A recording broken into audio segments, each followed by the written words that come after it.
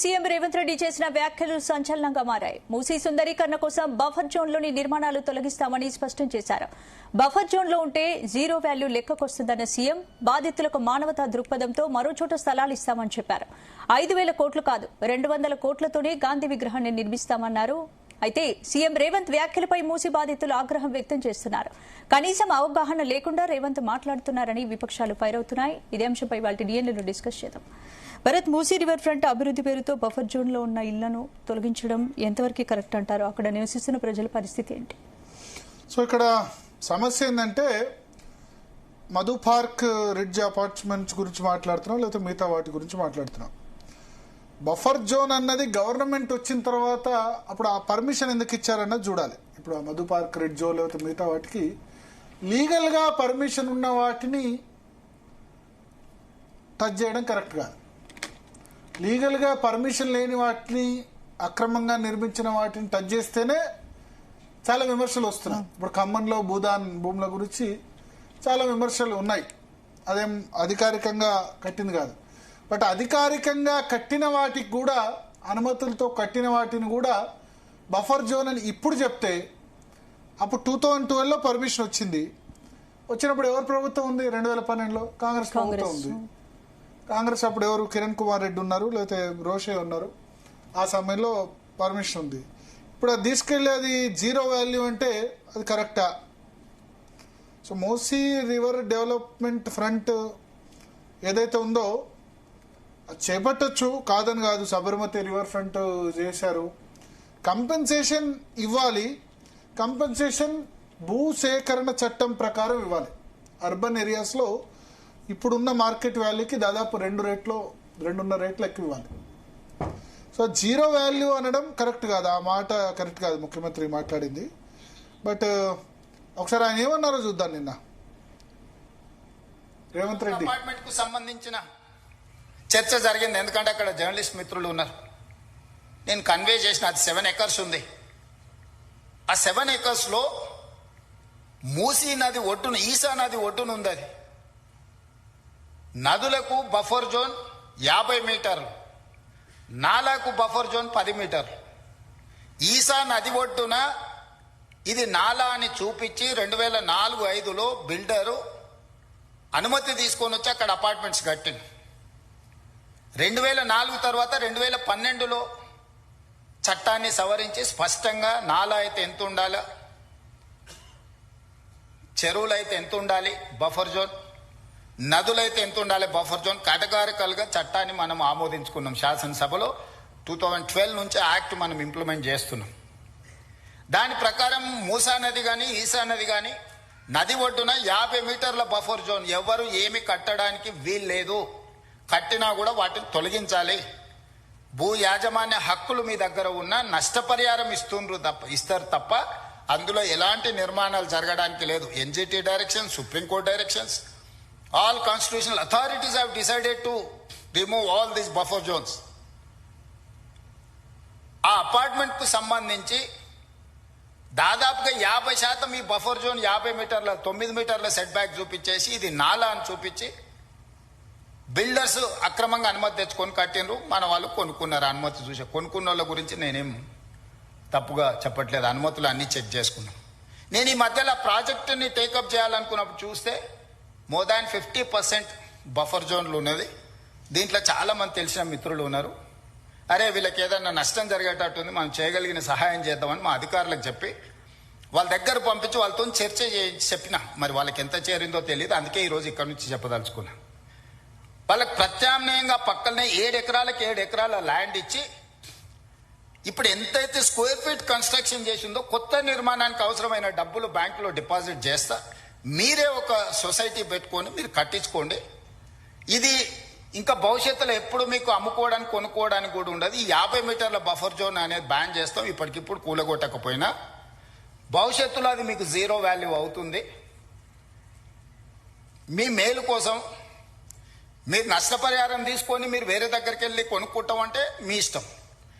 లేదు అంటే మీ ఎంత స్థలం ఉందో అంతే స్థలం ఆ పక్కన ప్రభుత్వ స్థలాన్ని కేటాయించి ఈ నిర్మాణానికి అవసరమయ్యే నిధులు కూడా ప్రభుత్వం ముందే మీ బ్యాంకులో డిపాజిట్ చేస్తుంది. మీరు ఒక అసోసియేషన్, మీ ఎట్లాగూ అపార్ట్మెంట్స్ వెల్ఫేర్ అసోసియేషన్ ఉంటుంది కదా, మీరు అది ముఖ్యమంత్రి ప్రపోజల్. సో ఏదేమైనా మధు పార్క్ రిడ్జ్ అయితే కూలవడం ఖాయమని అయితే చెప్పారు. కూల్చడం 2 ఆప్షన్స్ పెట్టారు. పరిహారం అన్నా తీసుకోండి, లేదా 7 ఎకరాల స్థలంలో కట్టారు కాబట్టి 7 ఎకరాల స్థలం ఇస్తాం, దాన్ని కట్టడానికి కన్స్ట్రక్షన్ అయ్యే ఖర్చు కూడా మేము ఇస్తామని చెప్పారు. ఓవరాల్గా ఏ డెవలప్మెంట్ చేపట్టాలన్నా ఏది చేపట్టాలన్నా ఫస్ట్ ఇబ్బంది వచ్చేది నిర్వాసితులు పరిహారం. అందులో ల్యాండ్ అక్విజిషన్ యాక్ట్ భూసేకరణ చట్టం వచ్చిన తర్వాత కొంత మంచి పరిహారమే వస్తుంది. మల్లన్న సాగర్ కట్టినా, లేకపోతే పాలమూరు రంగారెడ్డి కట్టినా, లేకపోతే ఏది కట్టినా, ఇంకా సిటీలో కడితే టీడీఆర్ అని ఇస్తారు, అంటే ట్రాన్స్ఫరబుల్ డెవలప్మెంట్ రైట్స్ అని చెప్పి అవి ఇస్తారు. ఎందుకంటే రాష్ట్ర ప్రభుత్వాలు ఎక్కువ డబ్బులు దానిలో ఇవ్వలేవు కాబట్టి. సో మాట్లాడదాం దాని గురించి, ముఖ్యమంత్రి ప్రతిపాదన గురించి. కొంతపాటు అడ్వకేట్ శరత్ గారు ఉన్నారు, కాంగ్రెస్ పార్టీ నుంచి కత్తి వెంకటస్వామి గారు ఉన్నారు, బీజేపీ నుంచి రవికుమార్ గారు ఉన్నారు, బీఆర్ఎస్ నుంచి తిరుపతి రెడ్డి గారు ఉన్నారు, అదేవిధంగా బాధితులు ప్రభాకర్ అండ్ కవితా సింగ్ గారు కూడా ఉన్నారు. ముందుగా శరత్ గారు, సో ఈ ప్రపోజల్ చూశారు కదా ముఖ్యమంత్రిది, ఏమనిపిస్తుంది? ఆయన 7 ఎకరాల భూమి ఇస్తాం, ఆ భూమితో పాటు కన్స్ట్రక్షన్కి అయ్యే డబ్బు కూడా ఇస్తామని చెప్తున్నారు సార్. ఇప్పుడు ఒకటి సార్, మనది ఒక వెల్ఫేర్ స్టేట్ సార్. అంటే సంక్షేమాన్ని దృష్టిలో పెట్టుకొని ప్రభుత్వ పాలన సాగాలి సార్. ఎప్పుడు కూడా సంక్షేమాన్ని కాలరాసేటువంటి అభివృద్ధి, మానవాళి యొక్క ఉనికికి సంబంధించినటువంటి సమస్యలను అభివృద్ధి పేరు మీద నాశనం చేసే అధికారం ప్రభుత్వాలకు ఉండదు సార్. భారత రాజ్యాంగంలో అసలు యాక్చువల్లీ రైట్ టు ప్రాపర్టీ అనేది ఒకప్పుడు ఫండమెంటల్ రైట్ గా ఉండే, దాన్ని ఏం చేస్తున్నారు, ఫండమెంటల్ రైట్ గా తీసేసేసి కేవలము constitutional right under article 300A అనేది ఏర్పరిచినారు. రెండోది, అప్పుడు ఎప్పుడైతే దాన్ని ఓన్లీ రాజ్యాంగపరమైన హక్కుగా మార్చినారో ఆ మార్పులో అటు పార్లమెంటు ఇటు సుప్రీంకోర్టు ఆ ఆర్టికల్ 300Aను ఎప్పుడైతే ఇంటర్ప్రిట్ చేసిందో వాళ్ళు ఏమన్నారు, అభివృద్ధి అనేది ఎప్పుడు కూడా సంక్షేమంతో ముడిపడి ఉండాలన్నారు, ఇవి జంటగా నడవాలా అన్నారు. ఇప్పుడు భారతదేశం లాంటి ఒక దేశంలో దాదాపుగా 40 నుంచి 50% మంది ప్రజలు షెల్టర్లెస్ గా ఉన్నారు. ఇవాళ ప్రభుత్వాలు చాలా కార్యక్రమాలు తీసుకొచ్చి రైట్ టు షెల్టర్ అనేది రైట్ అండర్ ఆర్టికల్ 21 అని సుప్రీంకోర్టు గుర్తించి, తర్వాత ఈ షెల్టర్ మీద ఇంత ప్రాధాన్యత ఇస్తూ అప్పుడు తీసుకొచ్చిన డబుల్ బెడ్రూమ్ స్కీమ్స్ అనుకోండి, ఇప్పుడు తీసుకొచ్చిన ఇందిరమ్మ స్కీమ్స్ అనుకోండి, ఇవన్నీ ఏంటిది, ఎవరైతే కూడు గుడ్డకు నోచుకొని వాళ్ళు ఉన్నారో ఇంకా కూడా అభివృద్ధి ఫలాలు అనుభవించట్లేదో వాళ్లకు అభివృద్ధి ఫలాలు అందించేటువంటి ఉద్దేశంతో చేస్తుంది. అయితే ఏదో రకంగా కష్టపడి కష్టమో నష్టమో రకరకాల బాధలు పడి వాళ్ళు ఒక షెల్టర్ ఏర్పరచుకున్నారు. ఆ పర్టికులర్ కాలనీ వాళ్ళు ఎవరి యొక్క, ఇప్పుడు ప్రభుత్వం యొక్క దయాదాక్షిణ్యం ఒకటి ఏం లేదు. అప్పుడున్న చట్టాల ప్రకారంగా వాళ్ళు పర్మిషన్ తీసుకొని కన్స్ట్రక్షన్ కట్టుకొని అక్కడ స్థిర నివాసం ఏర్పరచుకుంటూ వాళ్ళ జీవనాన్ని సాగిస్తున్నారు. ఇది ఫస్ట్ పాయింట్. ఆయన ఒక పాయింట్ చెప్పారు ఏంటంటే, ముఖ్యమంత్రి బిల్డర్ అక్కడ మిస్గైడ్ చేశారు, అది నాలా అని చెప్పారు, నాలా కాదు నది, అందుకని అక్కడ మిస్టేక్ జరిగింది అని చెప్తున్నారు. బఫర్ జోన్ ఒకటి సార్, ఇప్పుడు దేనికైనా లిమిటేషన్ అనేది ఒకటి ఉంటుంది సార్. అంటే లిమిటేషన్ అంటే ఏంటంటే ఒక పనిని పునరుద్ధరించడానికి లేకపోతే తప్పు అని చెప్పుకోవడానికి తెలుసుకోవడానికి కొంత సమయం ఉంటుంది. నీకు ఎప్పుడు మెలకు వస్తే గప్పుడే లేసేసి నేను పొరపాటు చేసినా అని అంటే నడవదు. ప్రజాప్రభుత్వం ఎప్పుడు కూడా ప్రజా కోణంలో ఆలోచించాలి. ఇవాళ 45-50 సంవత్సరాల కృషి తర్వాత మీరు ఒక లెక్చరర్ కండి, డాక్టర్ కండి, లేకపోతే ఇంకేదన్నా వృత్తిలో ఉండండి, మీరు మినిమం మీ వయసు 45 సంవత్సరాలు వచ్చే వరకు దాదాపుగా మనం ఒక ఇల్లు కట్టుకునేటువంటి కళను సాధించడం చాలా కష్టమే సార్ భారతదేశంలో ఉన్నటువంటి పరిస్థితుల దృష్ట్యా. అంటే ఎస్పెషల్ అర్బన్ ఏరియాస్ లో, ముఖ్యంగా హైదరాబాద్ లాంటి జంట నగరాలలో అర్బన్ ల్యాండ్ అంటారు. అంటే section 2Q of the urban land ceiling ప్రకారంగా అర్బన్ వేకెంట్ ల్యాండ్ అనేది చాలా స్కేర్స్ కమోడిటీ అని 1976లో ఎప్పుడైతే అర్బన్ ల్యాండ్ సీలింగ్ యాక్ట్ తీసుకొచ్చారో అప్పుడే చెప్పారు. అందుకే వాళ్ళు ఏం చేశారు, అర్బన్ ల్యాండ్ సీలింగ్ తీసుకొచ్చేసేసి ఎక్కువ భూములు ఎవరి దగ్గర అయితే కేంద్రీకృతమై ఉన్నాయో వాళ్ళ దగ్గర నుంచి తీసేసి కోఆపరేటివ్ సొసైటీస్ కి వాళ్ళకి వీళ్ళకి రకరకాల వాళ్ళకి భూములు పంచడము అనేటువంటి ఒక వెల్ఫేర్ మెజర్ ని టేకప్ చేస్తూ వచ్చినారు. ఇప్పుడు ముఖ్యమంత్రికి పుట్టిన ఆలోచన ఇది డెవలప్మెంట్, మూసీ రివర్ ఫ్రంట్ అది ఇది అని అంటున్నాడు. ఇది ప్రయారిటీ ఐటమ్ కాదు సార్. అంటే ఎప్పుడైతే ప్రభుత్వం ప్రయారిటీ కాదంటారా మూసీ రివర్ ఇది ఎట్టి పరిస్థితులలో ప్రయారిటీ ఐటమ్ కాదు. దీన్ని వాళ్ళ ఎన్నికల ప్రణాళికలో వాళ్ళు ప్రకటించలేదు. తర్వాత ఎన్నికల ప్రణాళికలో ఇది అంశము కాదు. దానివల్ల ఊహాజనితమైనటువంటి అభివృద్ధిని దృష్టిలో పెట్టుకొని ఇప్పుడు అక్కడ సహజీవనం సాగిస్తున్న వాళ్ళను, ఇప్పుడు శాంతియుతంగా జీవితం సాగిస్తున్న వాళ్ళ పొట్ట కొట్టడము, వాళ్ళ కాళ్ళు నరకడము, వాళ్ళ నెత్తి మీద ఉన్నటువంటి ఒక రూఫ్ను తీసేయడము, వాళ్ళను నిరాశ్రయం చేయడము, వాళ్ళకు అరచేతిలో వైకుంఠం చూపెట్టడము, ఇది కేవలము దుర్మార్గపు చర్య కాదు, మానవత్వం లేని ఒక మరమనిషి చేసేటువంటి చర్య. ముఖ్యమంత్రిని క్షమించరా అనేటువంటి వ్యక్తి అనమాట. ఏ కోణంలో ఆలోచించినా గానీ ఇవాళ అభివృద్ధి అంటే మరి ముఖ్యమంత్రి కూడా పనిచేద్దాం. మరి చాలా చోట్లలో చాలా అక్రమాలు జరిగినాయి కదా. ఇప్పుడు ఫర్ ఎగ్జాంపుల్ ఫాతిమా కాలేజ్ ఉంది, ముఖ్యమంత్రి బ్రదర్ యొక్క ఇల్లు ఉన్నది, ఇంకా రకరకాల వాళ్ళు రకరకాల అక్రమాలు చేసినారు. ఈనాడు ధనికులు ధనవంతులు ఎంత అయితే చట్టాన్ని సర్వనాశనం చేసినారో అంత పేద ప్రజలు చేయలేదు, మధ్యతరగతి కుటుంబాల వాళ్ళు చేయలేదు. ఇప్పుడు ఒకవేళ ఏదైనా సపోజ్ అక్కడ బిల్డర్ పొరపాటే చేసినాడు అనుకుందాం, శిక్ష బిల్డర్కు వెయ్యు.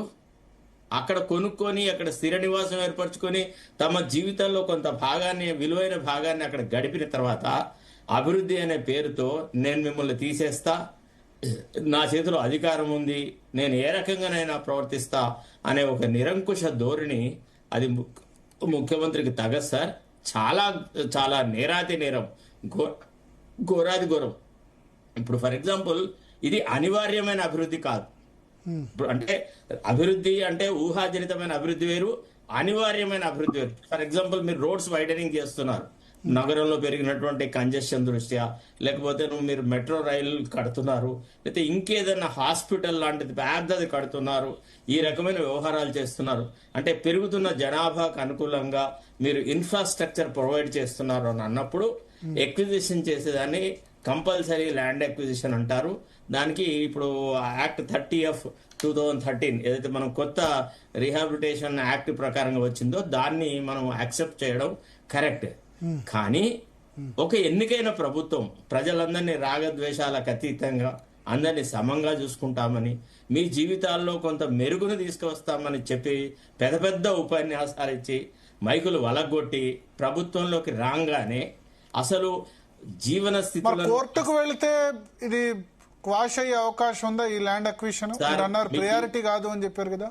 సరే, ఈ రోజే నేను ఒక కేసు ఆర్గ్యూ చేసినాను. మా చెన్నూరులోనే ఎప్పటి నుంచో 20 సంవత్సరాల నుంచి నివాసం ఉంటున్నటువంటి వాళ్లను ఒక ఐటీఐ పెట్టడానికని అక్కడ మొన్న వివేక్ వచ్చేసి ఏం చేసినాడు, ఒక శంకుస్థాపన చేసినాడు. వాళ్ళు ఎప్పటి నుంచో అక్కడ ఉన్నారు, 20 ఏళ్ల నుంచి అక్కడ ఉంటున్నారు. ఉంటుంటే అట్లాంటి వాళ్ళ యొక్క అంటే ఇప్పుడు ఇది ఒక ట్రెండ్ అయిపోయింది. అంటే కాంగ్రెస్ ఎమ్మెల్యేలు, కాంగ్రెస్ ప్రజాప్రతినిధులు స్థిర నివాసంగా ఉంటున్న వాళ్లను, స్థిరంగా ఉంటున్న వాళ్లను, ఎంతో కొంత ప్రశాంత జీవితం గడుపుతున్న వాళ్ళ నోళ్లలో మన్ను కొట్టడమే ఒక ఉద్దేశపూర్వకంగా చేస్తున్నారు. మరి కాంగ్రెస్ పెద్దలకి ఎందుకు బుద్ధి లేదు? ఎందుకు వాళ్ళు గడ్డి తింటున్నారు? ఎందుకు వాళ్ళు ఆలోచించలేకపోతున్నారు? ఈ రకంగా సమాజాన్ని అతలాకుతలం చేయడం ద్వారా మనం ఏం సాధిస్తున్నాం? ఇప్పుడు చూడండి, కొంతమంది ఎట్లున్నారంటే పాపం వాళ్ళ పరిస్థితి అప్పులో సప్పులో అదో ఇదో చేసి 10-15 ఏళ్లుగా అప్పులు కట్టి ఒక కొంత ప్రశాంతత తెచ్చుకున్న వాళ్ళ జీవితాల్లో నువ్వు నరకం సృష్టించడం ఇది ఏ రకమైన పరిపాలన సార్? దీన్ని ఏ రకమైన అభివృద్ధి అంటారు? అభివృద్ధి యొక్క నిర్వచనం ముఖ్యమంత్రితో మాట్లాడాలి. అసలు ఫస్ట్ ఆఫ్ ఆల్ నేను అడుగుతున్నాను ముఖ్యమంత్రి, ఒకసారి ఎక్కడన్నా కొంతమంది ఇంటలెక్చువల్స్ తోని, కొంతమంది రాజ్యాంగం మీద కొంత నిపుణత గల వాళ్ళతోని, మానవ కోణంలో ప్రజా హక్కుల కోసం కొట్లాడుతున్న వాళ్ళతో ఒక మీటింగ్ ఆర్గనైజ్ చేయమని. ఆయన దృష్టిలో వాట్ ఈస్ అభివృద్ధి? మేము వి వాంట్ టు నో. అభివృద్ధి అంటే ఏంటిది? అంటే ఇతరుల జీవితాలతో ఆడుకోవడం అభివృద్ధి? ఇప్పుడు అది చెయ్యకపోతే ఈ ప్రభుత్వం మనుగడకు ప్రమాదం ఉందా? అసలు ఎవడు అడిగేవాడు ఎవడు లేడండి. చాలా ఏంటంటే కేంద్ర పార్టీకి డబ్బులు కావాలా, ఈయన డబ్బులన్నీ మూట కట్టుకొని పోయి అక్కడ ఢిల్లీలో వారేస్తున్నారు. ఆ పరాన్న భుక్కులు ఈయన ఇచ్చిన డబ్బుల మీద విలాసవంతమైన జీవితం గడుపుతున్నారు కాబట్టి శరత్ గారు సార్ మీరు ప్లీజ్ ఆగండి, మీరు దయచేసి మీరు తర్వాత మాట్లాడండి సార్. మీరు you are also crossing your limits. ఒక్క నిమిషం ఆ ఆగండి. లిమిట్స్ కూడా మీకు కూడా ఉంటాయి, లిమిట్స్ మీకు కూడా ఒక్కసారి లిమిట్స్ ఆగండి ఉంటాయి. వెంకటస్వామి గారు, కత్తి వెంకటస్వామి గారు, మళ్ళీ మీకు ఇస్తా. మీకు ఇచ్చినప్పుడు మీరు మాట్లాడండి, మీరు నన్ను కండెమ్ చేయండి. ఐ అగ్రీ విత్ యూ, అట్లా కాదు, అట్లా కాదు. Let me talk please. మీరు ఇంత నేను patience మీకు లేకుండా ఎట్లా కేవలం teacher, sir? You have to have patience. Venkataswamy గారు మీకు ఇస్తా మళ్ళీ అవకాశం. ఒక్క మాట వినే పేషెన్స్ మీకుందా? నా అప్పీల్ వినే పేషెన్స్ ఉందా మీకు? వినండి ఒక్క మాట. Yeah. నేనేమంటున్నానంటే మీరు ప్రజలకు లేకపోతే బాధితులకు సంబంధించిన మీరు చాలా విషయాలు చెప్తున్నారు, ప్రియారిటీస్ సార్, నేనేం దాన్ని అంటలేను. కానీ మీరు మీ భాష క్రాస్ అయిపోయి కాంగ్రెస్ పెద్దలకు బుద్ధి లేదు, లేకపోతే మూటలు మోస్తున్నారు. This is not the way of ఒక న్యూట్రల్ గా అనలిస్ట్ గా మీరు చేస్తున్నటువంటి పని అయితే కరెక్ట్ కాదు. ఒక్కసారి కార్తిక్ రెడ్డి గారు జాయిన్ అయ్యారు ఫోన్ లో. దయచేసి సార్ మీరు రాధాకృష్ణ గారు నన్ను కంప్లీట్ చేయకుండా మధ్యలో, ఇప్పుడు నేను అనేది ఏంటంటే డిబేట్ లో ఒకవేళ సమాన అవకాశం ఇచ్చి ఒక వ్యక్తిని తన అభిప్రాయాలు వ్యక్తీకరించడానికి అవకాశం ఇస్తే డిబేట్ లో పార్టిసిపేట్ అయితే ఇట్ ఈస్ మీనింగ్ఫుల్.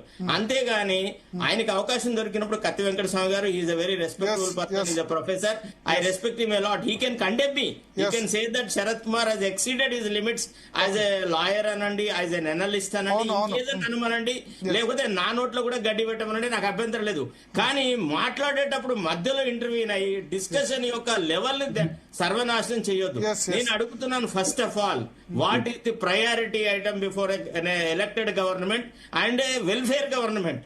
ఏమండి, ప్రజాహితం లేదా? ఇప్పుడు ఫర్ ఎగ్జాంపుల్ నేను ఒక మాట్లాడుతున్నాను, వెంకటస్వామి గారే ఒకవేళ ఒక చోట ఆ పర్టికులర్ ప్రాంతంలో నివసించి ఉంటే ఆయన ఇల్లునే కూలగొట్టాల్సిన పరిస్థితి. అంటే మాకు డెవలప్మెంట్ ప్రాసెస్ లో ఏం చెప్తారంటే, గాంధీజీ గారు చెప్పినారు ఏమని, ఐసీఎస్ ఆఫీసర్లను ఐఏఎస్ ఆఫీసర్లకు రాసిన ఒక ఉత్తరంలో, తర్వాత వాళ్లకు చెప్పినటువంటి ఒక సలహాలు ఏం చెప్పినారు, మీరు ఎన్నడైనా కాగితం మీద ఒక పెన్ను అంటూ పెడితే మీ సిగ్నేచర్ వల్ల ఎంతమందికి న్యాయం జరుగుతుంది, ఎంతమందికి అన్యాయం జరుగుతుంది అనే విషయం ఫస్ట్ గా గ్రహించండి అన్నాడు.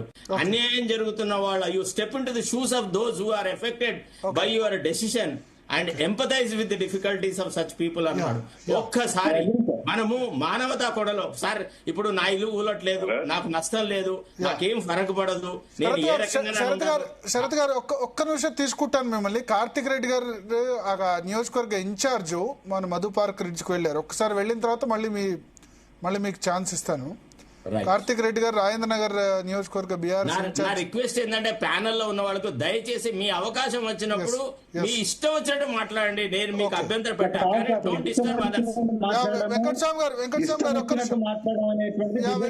వెంకటస్వామి గారు మళ్ళీ వస్తాను మీ దగ్గరికి. కార్తిక్ రెడ్డి గారు, ఇప్పుడు నిన్న ముఖ్యమంత్రి ఒక ప్రపోజల్ పెట్టారు, అక్కడ ఎంత ఉన్నా జీరో వాల్యూనే అన్న మాట వాడారు. 7 ఎకరాల ల్యాండ్ ఇస్తాం, ఆ కన్స్ట్రక్షన్ కి అయ్యే డబ్బులు ఇస్తామని చెప్పారు.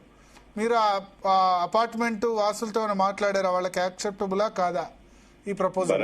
ప్లస్ రెండోది ఏంటంటే, అది కాంగ్రెస్ గవర్నమెంట్ 2012లో ఇచ్చినప్పుడు ఇచ్చిన అనుమతి. అవునండి. భరత్, గవర్నమెంట్ అనేది ఒక కంటిన్యూస్ ప్రాసెస్. మనం చాలా సార్లు మనం మాట్లాడుకున్నాం, అందరికి కూడా తెలిసిన విషయమే ఇది. పార్టీలు మారొచ్చు కానీ ప్రభుత్వాలు మారొచ్చు భరత్. ఇక్కడ మధు పార్క్ బ్రిడ్జ్ లో నిన్న ముఖ్యమంత్రి గారు మాట్లాడిన దానికి సంబంధించి ముఖ్యమంత్రి గారు మాట్లాడింది మనం అందరం కూడా విన్నాము. ఏ ల్యాండ్ అని అక్వైర్ చేసుకోవాలన్నా, ఏ ప్రాపర్టీని అక్వైర్ చేసుకోవాలన్నా కొన్ని చట్టాలు ఉన్నాయి భరత్. దానికి అధిగమించి మనము కొత్తగా అతిగా చేస్తే కోర్టులు దాన్ని ఒప్పుకోవు, అట్లా సిస్టమ్ కూడా ఒప్పుకోదు. ఉదాహరణ ఎందుకు చెప్తున్నానంటే, ముఖ్యమంత్రి గారు నిన్న ఏం చెప్పారు, ఇక్కడ 7 ఎకరాలకు ఇంకొకరు 7 ఎకరాలు ఇస్తాను, మీకు అవసరం ఉంటే మీ అకౌంట్ లో డబ్బులు వేస్తాను, లేదు మీకు ఆ డబ్బులు వద్దంటే మీకు మీరు కట్టుకోవడానికి డబ్బులు కూడా ఏర్పాటు చేస్తాను ముఖ్యమంత్రి గారు మాట్లాడారు. ఏ చట్టంలో రాస్తుంది భరత్ ఇది? Can they do it? Is there a provision as such? Land acquisition act 2013 does it give any provisions as such? ఎట్లా చేయగలుగుతారు? ఎందుకు తప్పుతో పట్టిస్తున్నారు ముఖ్యమంత్రి గారు? ఎందుకు లేనిపోని చెప్పి ఆశ కలిగిస్తున్నారు వాళ్ళలో? లేదండి, ఇది సాధ్యమయ్యే పని కాదు. ఇంకోటి 2 times సిటీలో అయితే 2 times 2.5 times ఇవ్వాలి కదా మార్కెట్ రేట్ కు మించి. చూసి అంటే దాంట్లో ఉన్న మార్కెట్ రేటు కమర్షియల్ రేట్ వేరే ఉంటది కదా భరత్, మనకు తెలియని విషయం ఏముంది దాంట్లో. మార్కెట్ రేట్ అంటే తక్కువ వస్తుంది చాలా. మార్కెట్ రేట్ కి కమర్షియల్ రేట్ కి చాలా తేడా ఉంటది కదా భరత్, మనకు తెలియని ఆ విషయం. కానీ సో నేనేమంటున్నానంటే సింగిల్ యాక్టిక్ మీరు ఇంప్లిమెంట్ చేయాలి ప్రతి ఒక్కరికి. ఈరోజు ఈ అపార్ట్మెంట్ వాళ్ళకి ఒక రేట్ ఇస్తాము, మీకు తెలియని విషయం ఉండొచ్చు. ఇంకోటి ఏం భరత్ అంటే మీకు తెలుసు, మీరు మా స్థానికులే, మీరు మా నియోజకవర్గం సంబంధించిన వాళ్ళే. మధు పార్క్ రిచ్ అపార్ట్మెంట్స్ అనేది ఒక్క సొసైటీయే. ఇట్లాంటి సొసైటీలు చాలా ఉన్నాయి ఆ మూసీలో. ఇప్పుడు వీళ్ళు ఇచ్చిన నోటిఫికేషన్ కోసం. సో మీరు అందరు కూడా భూమికి భూమి అపార్ట్మెంట్ ఇస్తారా? ఎక్కడ అవుతుంది Bharat? Is it practically possible? Firstly. Second, నేను అంటున్నా వాస్తవానికి ప్రభుత్వం దగ్గర డబ్బులు లేవని చెప్పి ముఖ్యమంత్రి గారు ఎక్కడికి పోయినా కూడా మాట్లాడుకుంటూ వస్తారు. ఏ స్కీమ్ కూడా ఈ రోజు ఈ రాష్ట్రంలో సక్రమంగా జరుగుతలేదు, ఇంప్లిమెంట్ అయితలేదు. ఇన్ఫ్రాస్ట్రక్చర్ ఎక్కడిదక్కడ ఆగిపోయింది. ఇన్ఫ్రాస్ట్రక్చర్ డెవలప్మెంట్ కంప్లీట్ గా ఎక్కడిదక్కడ రాష్ట్రం అంతటిగా ఆగిపోయింది. మీరు అప్పు తీసుకువచ్చి ఓన్లీ ఫస్ట్ ఫేజ్ కి 5,000 కోట్లు పెడతా అంటున్నారు. మీరు ఇచ్చినటువంటి ఎక్స్ప్రెషన్ ఆఫ్ ఇంట్రెస్ట్ డాక్యుమెంట్ లో your project value, project cost of Musi river front development will be $7 billion అని మీరే చెప్పారు. అంటే సుమారు 80,000-90,000 కోట్లు పెట్టి మేము మూసీ రివర్ ఫ్రంట్ డెవలప్ చేస్తామని ప్రభుత్వం ఒఫీషియల్ గా ఈరోజు డాక్యుమెంట్ రిలీజ్ చేసింది. నేనేమంటున్నా భరత్, రాష్ట్రంలో అన్ని అంత సక్రమంగా జరుగుతున్నాయా? Are you in that surplus of money that you can avoid welfare and basic infrastructure development? Rythu Bandhu ఊర్లలో ఇచ్చే పరిస్థితి లేదు భరత్ మన దగ్గర. Basic infrastructure Musi river front దీన్ని అసలు పూర్తి ఆలోచన వ్యతిరేకిస్తున్నారు, వద్దనే అంటున్నారు. ఇది ఇప్పుడున్న పరిస్థితుల్లో అవసరం లేదంటారు. My personal take. నేను ఈ మా పార్టీ అయితే మూసీ సుందరీకరణకి వ్యతిరేకంగానే ఉన్నది. కావాలంటే బ్యూటిఫికేషన్ కి మీరు అవసరం ఉంటే మూసీని శుద్ధపరచండి, కానీ బ్యూటిఫికేషన్ వ్యతిరేకం ఫస్ట్ నుంచి కూడా ఉన్నాం. Simple fact Bharat, across the world మీరు ఏ రివర్ ఫ్రంట్ ప్రాజెక్ట్స్ అని చూడండి, ఎక్కడెక్కడ ఉంటాయి. ఒక సియోల్ లో ఉండొచ్చు, ఒక లండన్ లో ఉండొచ్చు, లేకపోతే న్యూయార్క్ ఉండొచ్చు. ఎక్కడెక్కడైతే రివర్ ఫ్రంట్స్ ఉన్నాయో ఒక్కసారి మీ సిటీలో ఒక్కసారి మీరు గమనించి దగ్గరికి స్టడీ చేయండి. ఇవన్నీ టూరిస్ట్ హై డెన్సిటీ ఉన్నవంటి ప్రాంతాలు, నగరాలు, అవునా కాదా? యూనిక్ గా ఆ నగరానికి ఆ రోజుకి లక్షల మంది టూరిస్టులు సిటీకి వస్తుంటారు. మీరు ఇంత పెద్ద ప్రాజెక్ట్ కడతా అంటున్నారు, ఇన్ని వేల కోట్లు పెడతా అంటున్నారు. How do you generate that money back is my question. Night life improve చేస్తాం. ఎగ్జాక్ట్లీ, నేను అదే చెప్తున్నా. క్వశ్చన్ నెంబర్ 2, ముఖ్యమంత్రి గారు అప్పుడప్పుడు ఏం మాట్లాడుతున్నారు ఆయన స్పీచ్ కూడా ఒకసారి చూసుకోవాలా. నిన్న అక్కడ మాట్లాడుతూ ఏమంటారు, ఐఎమ్ వెరీ సారీ మీరు బఫర్ జోన్ లోకి వచ్చారు. ఎన్జిటిఏ గానీ సుప్రీంకోర్టులే గానీ బఫర్ జోన్ లో ఎటువంటి కట్టకాలు ఉండొద్దు అని చెప్పి ఆయనే చెప్తారు. మళ్ళీ ఇంకో 2 నిమిషాల తర్వాత ఇక్కడ బ్రహ్మాండమైన నైట్ లైఫ్ ఏర్పాటు చేద్దాం, ఇక్కడ మనము హోటల్స్ ఇద్దాము, మార్కెట్ చేద్దాం అని చెప్తాడు. ఎట్లయితుంది భరత్ అది? Is it possible? సామాన్య ఇల్లు ఇల్లీగల్ అయితే మీరు కడతామంటే కమర్షియల్ ఎస్టాబ్లిష్మెంట్ లీగల్ ఎలా అవుతాయి? సో 50 మీటర్ల తర్వాత కడతారేమో ఆయన. ఏంటండి? నదికి 50 మీటర్లు దాటిన తర్వాత బఫర్ జోన్ తర్వాత కడతారేమో. మీరు యాక్టివేషన్ చేస్తుందే 50 మీటర్ల వరకు అయితే, తర్వాత ఎట్లా కడతారు భరత్? భరత్ ఈ రోజు కూడా వాళ్ళకు డిపిఆర్ లేదు, స్పష్టమైన ఆలోచన లేదు. సంవత్సరంలో 4 నెలలు ఫ్యూచర్ సిటీ అని పరిగెత్తాలా, సంవత్సరంలో 4 నెలలు మూసి అని పరిగెత్తాలా, సంవత్సరంలో ఇంకా 4 నెలలు వాళ్ళ మీద వీళ్ళ మీద కేసులు అని పరిగెత్తాలా. ఇదే గవర్నమెంట్ దగ్గర ఉన్నది. కంప్లీట్ గా ఒక ప్రాజెక్ట్ మీద వీళ్ళు కాన్సన్ట్రేట్ చేసి ఇది మేము కంప్లీట్ గా ఫుల్ఫిల్ చేసాము, ఇది మేము డెలివరీ చేసాము 2.5 years ఒక ప్రాజెక్ట్ చూపించండి భరత్ నాకు. What is happening to your future city? ఎక్కడ పోయింది? మీరు మూసి 1.5 years నుంచి మూసి అంటున్నారు, మీ డిపిఆర్ కూడా చేయలేకపోయినారా మూసీలో? సో నేనేమో ప్రభుత్వం దగ్గర ఎటువంటి కన్విక్షన్ గానీ కమిట్మెంటే గానీ ఎటువంటి దాంట్లో కనిపిస్తలేదు భరత్. ఇది కూడా ల్యాండ్ అక్విజిషన్ ఏది లేకుండానే చేయొచ్చా మూసీ సుందరీకరణ? చేయలేరు భరత్, చేయలేరు. They definitely face legal consequences. వీళ్ళు అనుకున్నంత ఆసాన్ అంత ఈజీగా ఏం జరగదు. ఇది ఖచ్చితంగా ఈ గవర్నమెంట్ మనం అనేది సింపుల్ భరత్, మనం దీనికి మూసీని ఒకవేళ నిజంగా శుద్ధి చేయాలా, దాన్ని బాగు చేయాలంటే ఎవ్వరు వ్యతిరేకం కాదు. నేను వ్యతిరేకంగా మాట్లాడినా మూర్ఖంలాగా అనిపిస్తాను. కానీ నేను అనేది ఏంటంటే మీరు సుందరీకరణకి మేము వ్యతిరేకం, మీరు శుద్ధిపరచడానికంటే మేము వ్యతిరేకం కాదు. మీరు 10 సంవత్సరాలు ఉండి ఎందుకు చేయలేకపోయారు దాన్ని completion? It's a process Bharat. ఎస్టీపీలు మొదలు పెట్టింది ఎవరు? మూసీని ఐడెంటిఫై చేసి ఎక్కడెక్కడ నాలాల లోపల కేసీఆర్ హుస్సేన్ సాగర్ లో కొబ్బరి నీళ్లు బారిస్తామని అన్నారు, కానీ హుస్సేన్ సాగర్ అట్లే ఉన్నది. It is a process. Summer అయితే వాసన అట్లే వస్తుంది. Government is a continuous process. ఈ రోజుకి ఒకటి వచ్చి మనం ఇంకోటి పోవడానికి ఉండదు. మేము మొదలు పెట్టాం, మీరు కూడా కొనసాగించండి. వీల్ ఆల్సో మేము కూడా సహకరిస్తాం. కానీ మేము పేద మధ్యతరగతి ప్రజల జీవితాలను చెలగాటం ఆడుతూ మేము ఇంప్రాక్టికల్ ప్రాజెక్ట్ ని రాష్ట్ర ప్రజల యొక్క తల మీద రుద్దాలని ప్రయత్నం చేస్తే మాత్రం దాన్ని అడ్డుకుంటాం, ఎట్టి పరిస్థితుల్లో పోరాటం చేస్తాం. అంటే ఎంతవరకు ప్రాక్టికల్ మీ ఉద్దేశంలో? మీరు స్థానికంగా రంగారెడ్డి జిల్లా అంతా ఇప్పుడు ఆ మూసీ పరివాహక ప్రాంతం అంతా కూడా మీ కంట్రోల్లో ఉంది. అంటే మీ ఫాదర్ నుంచి అనుకోండి, మదర్ మంత్రిగా ఉన్నప్పటి నుంచి కూడా బికాస్ అది ఉంది కాబట్టి ఎంతవరకు వాళ్ళు ఇప్పుడు ఏంటంటే ఫస్ట్ స్టేజ్ బహుశా లంగర్ హౌస్ వరకు చేపడతామన్న ఆలోచనతో ఉన్నారు. బాపు ఘాట్ వరకు ఫస్ట్ ఫేజ్ లో చేద్దామన్న ఆలోచన ఉంది ప్రభుత్వానికి. దానిలో ఉంది మేజర్ గా మధు పార్క్, రెడ్జో, లేకపోతే ఇంకా చాలా మీరు అన్నట్టు చాలా అపార్ట్మెంట్స్ కూడా ఉన్నాయి, చాలా సొసైటీస్ కూడా ఉన్నాయి. కాదు భరత్, చాలా మంది మీ ప్రేక్షకులకు తెలుసు, మేము అక్కడ స్థానికులం మా అందరికి కూడా ఏంటంటే ఈ ఈసీ నది ఏదైతే వీళ్ళు ఇప్పుడు కట్టాలని చూస్తున్నారు ఫేజ్ 1 లా, దాంట్లో సంవత్సరంలో 8-9 నెలలు నీళ్ళే ఉండవు. ఓకే, రివర్ ఫ్రంట్ లా రివరే లేకపోతే ఏం చేసుకుంటారు భరత్ వీళ్ళు? ఇప్పుడు అక్కడ మల్లన్న సాగర్ నుంచి అక్కడ నుంచో తీసుకొస్తా అన్నారు. దాంట్లో కూడా జోక్ చెప్తా. దాంట్లో కూడా జోక్ ఏంటంటే మల్లన్న సాగర్ నుంచి వాటర్ తీసుకొచ్చి ఏడేస్తా అంటుండే, ఆయన గండిపేటలో వేస్తా అంటుండు. ఈయన రివర్ ఫ్రంట్ ఏడా కడతా అంటుండు, హిమాయత్ సార్ మీద కడతా అంటుండు. ఏంది భరత్ ఇది? చెప్పేదానికన్నా అందరూ ఉండరు కదా భరత్.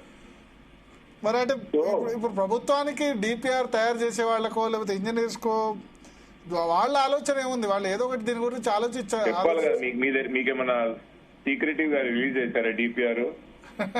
అంటే ఇప్పుడు డిపిఆర్ కోర్టుకైనా ఇవ్వాల్సి ఉంటుంది. మీరు కేసు వేస్తే కోర్టుకైనా వేరే వాళ్ళకైనా ఇవ్వాలి.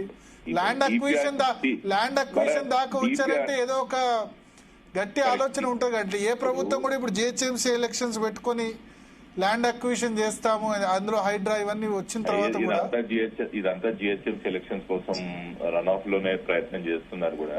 అంటే నెగటివ్ కాదా జిహెచ్ఎంసీ ఎలక్షన్స్ లో ఈ ల్యాండ్?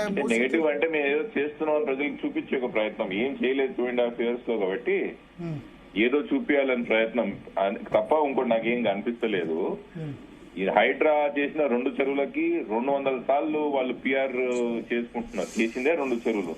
మరి మా గవర్నమెంట్ లో మేము కూడా దుర్గ చెరువు చేశాం కదా. మనం కూడా ఎట్లా అంటే చాలా చెరువులు చేశాం. బాలాపూర్ చెరువు చేసాం, మన కాడ ఎన్నో చెరువులు చేసామండి. కానీ మనం ఇవాళ కూడా సీఎం నల్ల చెరువు కూకటిపల్లిలో ప్రారంభోత్సవం చేసిందే 2 చెరువులు. అదొకటి చంద్రాయనగుట్టలో బాబానగర్ దగ్గర ఒక చెరువు, ఇప్పుడు పటన్ చెరువులో కూకటిపల్లిలో మీరు చెప్పారు బతుకమ్మ కుంట కూడా ఒకటి చేశారు. అది కాలేదు కానీ చేసిందే 2 చెరువులు. వీళ్ళు దానికి ఇంత పిఆర్ చేసుకుంటున్నారు. మా గవర్నమెంట్ లో వందలాది చెరువులు మనం చేసినాము. ఏది కూడా మనం ఇంత అడ్వర్టైజ్మెంట్ చేసుకోలేదు, పిఆర్ చేసుకోవాలి. అది మళ్ళీ మాట్లాడదాం భరత్. నేనేమంటున్నా, మూసీ వరకు let's relegate our to Musi. DPR is not a legal document Bharat. దాన్ని మనం కోర్టు సబ్మిట్ చేయలేము. గవర్నమెంట్ విత్ ఇన్ వాళ్ళ ఇన్వెస్టర్స్ కే కానీ లేకపోతే వాళ్ళ బ్యాంక్స్ కి ఎవరు ఫైనాన్స్ చేయాలో వాళ్ళ కోసం ఒక డిపిఆర్ చేయాల్సి వస్తుంది. కాబట్టి డిపిఆర్ వాళ్ళు చేసుకుంటారు. డిపిఆర్లు చాలా పెడతారు లేండి, ఇట్లా చేస్తాం, అట్లా చేస్తాం, ఇది చేస్తాం, అది చేస్తాం అని అంటారు. బట్ మీరు నేను అంటున్నట్టు సింపుల్ గా let's wind it up and let me tell you, ఇదంతా కూడా నిజానికి కూడా గవర్నమెంట్ దగ్గర కట్టడానికి డబ్బులు లేవు. ఏడీబీ బ్యాంక్ దగ్గరికి వీళ్ళు పోయినప్పుడు ADB bank in principle has agreed to give them 4,000 crores. Condition number 1 of ADB bank was, మీరు ఏదైతే ఫేజ్ 1 లో మీరు కట్టాలనుకుంటున్నారో ఆ ల్యాండ్ ముందు యాక్విజిషన్ చేసి ఒక ఎంటిటీ కింద ఆ ల్యాండ్ మొత్తం ట్రాన్స్ఫర్ చేయండి. ఆ ఎంటిటీని మా దగ్గర లోన్ తీసుకోమని చెప్పండి on pay back basis. So ఇదంతా కూడా ఇంకా ఫైనాన్షియల్ క్లోజర్ జరగలేదు. ఫైనాన్షియల్ క్లోజర్ జరగాలంటే ఫస్ట్ యాక్విజిషన్ చేయాలా. యాక్విజిషన్ చేసి ఈ ల్యాండ్స్ అన్నింటినీ కూడా ఆ ఒక entity Musi river development fund ఆ ఎంటిటీలో ట్రాన్స్ఫర్ చేయాలా. దీన్ని తీసుకుపోయి ఏడీబీ బ్యాంక్ లో కుదరబెట్టి డబ్బులు తీసుకురావాలి. ఇది వీళ్ళ ప్లాన్. కానీ మీరు ప్రధానికి అడ్డుపడుతున్నారు, ప్రతిపక్షం ఏం చేయనివ్వట్లేదు. ఏం అడ్డుపడడం భరత్, నేనే ఫస్ట్ కొబ్బరికాయ కొడతా, ఎస్టీపీలు కట్టమను. ఆ నాలాలు ఏదైతే డ్రైనేజ్ గానీ కెమికల్ ఎఫ్లుయెంట్స్ వాటర్ ఏదైతే మూసీలకు పోతున్నాయో అవిటిని ఆపనండి, నేనే వచ్చి సహకరిస్తాను. కానీ మీకు కూడా తెలుసా భరత్, మీరు నాతో రండి హిమాయత్ సాగర్ కి. హిమాయత్ సాగర్ కట్టకి 500 మీటర్లు అటు, 500 మీటర్లు ఇటు, 500 మీటర్లు అటు, 500 మీటర్లు ఇటు, అందరికి ల్యాండ్ యాక్విజిషన్ నోటీసులు ఇచ్చారు. ఒప్పుకుంటారా భరత్ మీరు? వాట్ 500 మీటర్లు అంటే ఏంది? ½ కిలోమీటర్ అటు, ½ కిలోమీటర్ ఇటు మీరు ల్యాండ్ యాక్విజిషన్ నోటీసులు ఇస్తారా? ఓకే, సో దాని కంపెన్సేషన్ ఇవ్వడం కూడా అంత ఈజీ కాదు గవర్నమెంట్ కి. ఈజీ, అదే అంటున్నా కదా, ఇంప్రాక్టికల్ ప్రాజెక్ట్ టేకప్ చేసింది. మరి ఇప్పుడు ఈ నోటీసులు ఇచ్చి మరి ఏం సాధిస్తారు? ఇంకోటి కూడా చెప్తున్నారు చూసారా భరత్, ఆయన మేమంతా కూడా మీరు జీరో వాల్యూ ఎట్లా చెప్తారు భరత్? మిడిల్ క్లాస్ ఫ్యామిలీస్ వాళ్ళకున్న ఆస్తి ధైర్యం ఒకటే, ఇల్లు ఒకటే ఉంటది. ఎట్లా చెప్తారు బాస్ ముఖ్యమంత్రిగా మీరు జీరో వాల్యూ బెదిరించినట్టు? సాఫ్ట్ థ్రెటనింగ్ ఎలా చేస్తారు ముఖ్యమంత్రి గారు కూడా? తప్పు కాదు. ఇప్పుడు ఆయన ప్రతిపాదన యాక్సెప్టబుల్ కాదా? 7 ఎకరాల ల్యాండ్ ఇస్తా, కన్స్ట్రక్షన్ మళ్ళా కొత్తగా డబ్బులు ఇస్తా. మధు పార్క్ ఒకటే ఇస్తే సరిపోదు కదా భరత్, అదొకటే లేదంటున్నా ల్యాండ్ యాక్విజిషన్ కింద చాలా అపార్ట్మెంట్స్ ఉన్నాయి. ఇప్పుడు హిమాయత్ నగర్, మీరు హిమాయత్ సాగర్ సంబంధించి 500 మీటర్లు అటు ఇటు అన్నారు. చాలా ఫామ్ హౌసెస్ కూడా ఉంటాయి కదా? ఫామ్ హౌస్ ఏం లేవు, ఆ ఊరు ఉంది కింద, హిమాయత్ సాగర్ ఊరే ఉంది కదా కట్ట కింద భరత్. ఓకే, చాలా మంది అప్పుడు ఎప్పట్లో అసైన్ ల్యాండ్స్ ఇచ్చినారు, వాళ్ళు దున్నుకునే వాళ్ళు ఉన్నారు. చిన్న ఎస్సీ ఎస్టీ ఫ్యామిలీస్ ఉన్నాయి అక్కడ, చిన్న బలహీన వర్గాలే ఉన్నాయి అక్కడ. ఎవరు ఉన్న వాళ్ళు ఎవరు లేరు. వాళ్ళు హిమాయత్ సాగర్ కింద ఎవరు లేరు, పైన ఉంటారు. హిమాయత్ సాగర్ పైన ఉంటారు అందరూ. సో ఇప్పుడు రాజేంద్ర నగర్, చేవెళ్ల ఇవన్నీ కాన్స్టిట్యున్సీస్ కూడా ఎఫెక్ట్ అవుతాయా? మేజర్ గా as of now only Rayanagar constituency Bharat. కింద భాగం అంతా రాయనగర్ కాన్స్టిట్యున్సీ కాబట్టి పై భాగం చేవెల్ వస్తుంది కదా, హిమాయత్ సాగర్ గండిపేట పై భాగంలో. ఇప్పుడు కింద భాగం వరకు మేజర్ గా రాయనగర్ కాన్స్టిట్యున్సీ ఎఫెక్ట్ అవుతుంది. ఓకే, అంటే ఇది ప్రాక్టికల్ గా వెళ్ళదు, ఓన్లీ ల్యాండ్ అక్విజిషన్ నోటీస్ ఇచ్చి జిహెచ్ఎంసీ ఎన్నికల వరకే గానీ నిజంగా ల్యాండ్ అక్వైర్ చేసి కంపెన్సేషన్ ఇచ్చేంత వరకు వెళ్ళదని మీరు అనుకుంటున్నారా? నేను ఇంప్రాక్టికల్ అంటున్నాను. రెండోది గవర్నమెంట్ దగ్గర డబ్బులు కూడా లేవు ఇవ్వడానికి, డబ్బులు కూడా లేవు. This is an impractical. నేను చెప్పిన ల్యాండ్ యాక్విజిషన్ అంత ఈజీగా వీళ్ళు అనుకున్నంత ఈజీగా జరగదు. రెండోది ఏంటంటే అంత ఈజీగా జరగనప్పుడు మొత్తం ఆ ప్రాపర్టీస్ అన్నిటిని కూడా తీసుకెళ్లి 22A పెట్టారు. తప్పు కదా భరత్? కొనడం లేదు, అమ్మడం లేదు. ఎట్లా ఆపుతారు భరత్? కనీసం అవసరాలకన్నా కుదో పెట్టుకోవడానికన్నా ఉండాలి కదా. మరి కోర్టుకు వెళ్ళలేదా ఎవరు? పోతున్నారు, కోర్టుకు వెళ్తాము. We're also filing cases this week. కోర్టులో ఖచ్చితంగా the government has to faces in the court. కానీ the description of what property has to be put in 22A and not is completely rested with the state government. So దాని మీద పోరాటం చేస్తాం. అయినా కూడా రేపు ఒకవేళ 22A పోయినా కూడా once as a buyer this property is under acquisition or under Musi river development front. నువ్వు కొంటారా భరత్? మీరు ఎవరు కొన్నారు? ఇప్పుడైనా కాదు, ఇంకో 10 సంవత్సరాల తర్వాత అయినా తప్పు కదా భరత్? అట్లా భయపడతారు. ఆ హైదర్ షా కోటు, ఆ మంచిరేవులా, మీకు అన్ని కాలనీస్ తెలుసు. మీకు అంతా ఐటీ ఎంప్లాయీస్, చిన్న ఫ్యామిలీస్, ఎక్కడికో ఈ భూమి అమ్ముకొని కొనుక్కున్న వాళ్ళు, వాళ్ళ జీతాలను కూడా బుక్కుపాలు చేయడం తప్ప. అప్పుడు ఈ పర్మిషన్స్ ఎట్లా వచ్చాయి? నదులకి 50 మీటర్ల బఫర్ జోన్ లో ఇవన్నీ లీగలేనా? ఇవన్నీ లీగలేనా? ఇనీషియల్ గా మూసా ఈసీ అనేది రివర్లెట్స్, అవి రివర్స్ కాదు. రివర్లెట్స్ కి 9 to 12 మీటర్స్ బఫరే ఉండేది. అది ఆ యొక్క బేసిస్ మీదనే అప్పుడు పర్మిషన్స్ ఇచ్చారు. రెండోది ఏంటి, తర్వాత దీన్ని ఏం చేశారంటే 50 మీటర్ బఫర్ కి ఎక్స్టెండ్ చేశారు. దీంట్లో మూడో విషయం చెప్తా. ఇప్పటి వరకు గవర్నమెంట్ దగ్గర ఫిక్స్డ్ ఈసీ మూసా నదుల మీద ఫిక్స్డ్ ఎంఎఫ్ఎల్ అంటే ఫిక్స్డ్ ఎఫ్టీఎల్ లెవెల్స్ లేవు. I have asked a question in RTI. The government has clearly given an answer to me saying we have no fixed MFL or FTL levels of Moosi and Isa. Fixed levels లేనప్పుడు how can you say Madhu Park Ridge is in buffer? అవతల నార్సింగ్ లోనేమో నడి గర్భాన కడతాడు ఒకడు apartment. మన వర్షాకాలంలో apartment Aditya కదా అదే పేరు ఎందుకండి, నాకేదో పర్సనల్ వెండేటా ఉన్నట్టు కానీ మనందరి కళ్ళకు కనిపిస్తుంది కదా భరత్. అది ఏంది మరి దానికి ఏం సమర్థించుకుంటున్నారు? అడగండి, ప్రభుత్వానికి అడగండి. మీరు కోర్టు ఉందని చెప్తుంది, హైడ్రా కోర్టు అనుమతి ఇచ్చిందని చెప్తున్నారు. వీళ్ళు ఆఫీసర్లు వీళ్ళందరూ కలిసి కోర్టు కూడా తప్పుదో బట్టి మోసం చేసి పర్మిషన్స్ ఇచ్చారు దానికి. We're also will take it in court also.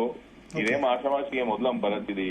ఎందుకంటే వీల్ ఆల్సో చూస్తూ అయితే కొన్ని విషయాలు ఊరుకోలేము కదా Bharat. We'll definitely fight it out. We'll definitely take it to courts and also in to public forum. Thank you Bharat. Nice talking to you. So మనతో పాటు victims కూడా ఉన్నారు, కవిత గారు, అదేవిధంగా ప్రభాకర్ గారు కదా. నమస్కారం అండి. నమస్కారం. ఏం సార్ నిన్న ముఖ్యమంత్రి చెప్పింది, దాని గురించి ఏమైనా చర్చ జరిగిందా? ఆయన అన్న జీరో వాల్యూ కానీ లేకపోతే ఆయన అంటే నిన్న మా దగ్గర ఒక మీటింగ్ కూడా జరిగింది సార్. అది అప్పటికి ముఖ్యమంత్రి గారు చెప్పినటువంటి విషయం అయితే అప్పటికి రాలేదు, తర్వాత అది వచ్చింది. కానీ ఇప్పుడు అంటే దీనిలో కొన్ని కరెక్షన్స్ కూడా నేను చెప్పదలుచుకున్నాను. అసలు ఈ పెర్మిషన్ అనేది 2012లో కాదండి, 2004లో ఇచ్చారండి మాకు ఇది.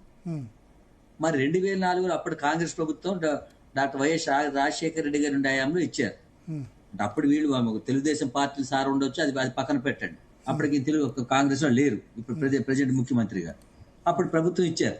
ప్రభుత్వం ఇచ్చినప్పుడు ఇప్పుడు మన మధ్యలో మన లాయర్ గారు చెప్పారు, ఇప్పుడు అలాంటి ఏమైనా ఉంటే శిక్ష ఎవరికి వేయాలి? ఇప్పుడు నేను బయట కొన్నప్పుడు నేనేం చూస్తాను, నేను చూసేది డాక్యుమెంట్ ప్రాపర్ గా ఉన్నాయా లేదా, ప్రాపర్ పర్మిషన్స్ ఉన్నాయా లేదా, అంతవరకే చూస్తాను. ఈవెన్ నాకు నేషనలైజ్ బ్యాంకే లోన్ ఇచ్చింది. అంటే ఇప్పుడు నేషనలైజ్ బ్యాంక్ తప్ప, కొనేవాడు నేను తప్ప, లేదు పర్మిషన్ ఇచ్చే అధికారి తప్ప.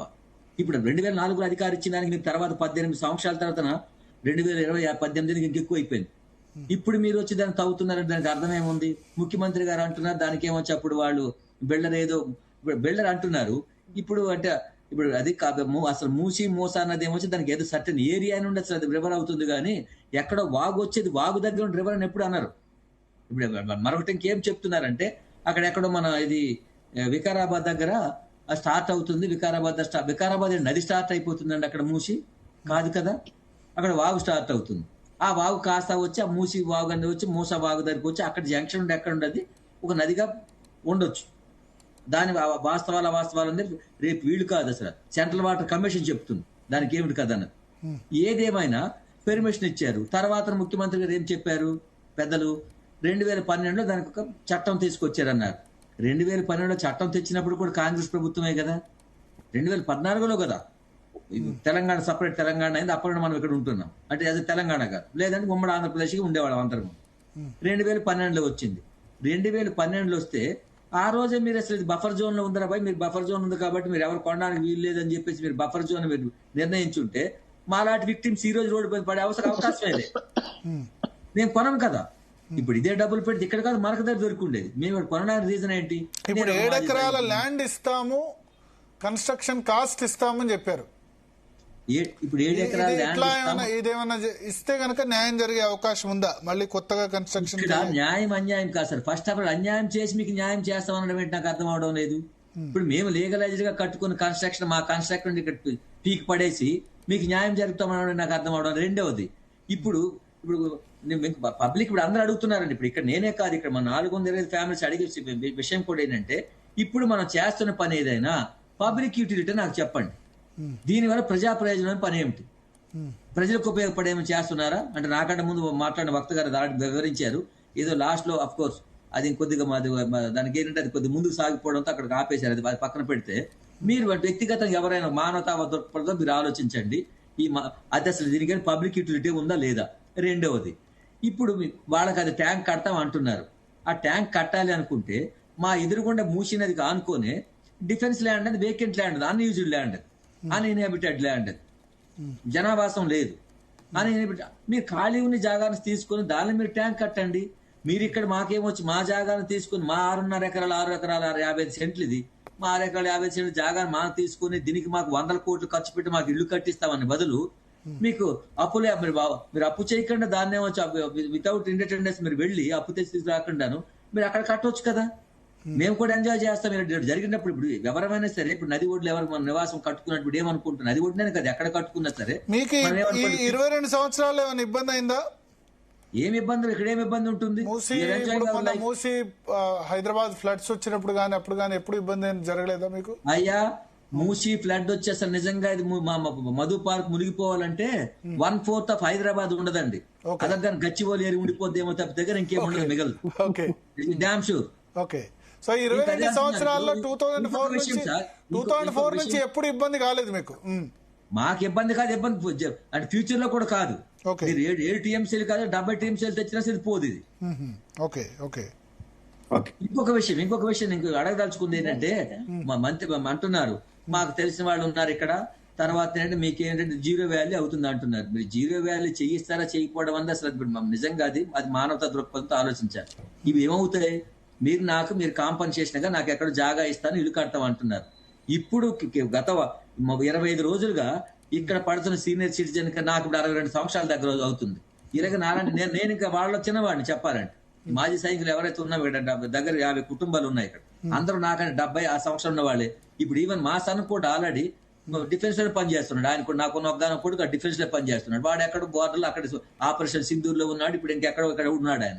ఇప్పుడు ఇక్కడ మేము ఎందుకు వచ్చాము? ఇక్కడ ఒక కుటుంబం ఉన్న తర్వాత మీకేంటి ఒక అనుబంధం అయిపోయిన తర్వాత ఇప్పుడు మనకేంటి అసలు మనం అంటే ఒక విధంగా చెప్పాలంటే అరిస్టాటిల్ పాలిటిక్స్ వెళ్ళిపోతే మనం ఏంటి అసలు నివాస స్థానం, నివాస స్థానం, భాష. ఒక్కసారి ఒక భాష మాట్లాడే వాళ్ళు ఉండే అనుబంధం, వాళ్ళకుండే ఆప్యాయత, అది ఎవరు పొరుగు నైబర్స్ చాలా సంవత్సరాలుగా అలవాటైన వాళ్ళు ఉన్నారు.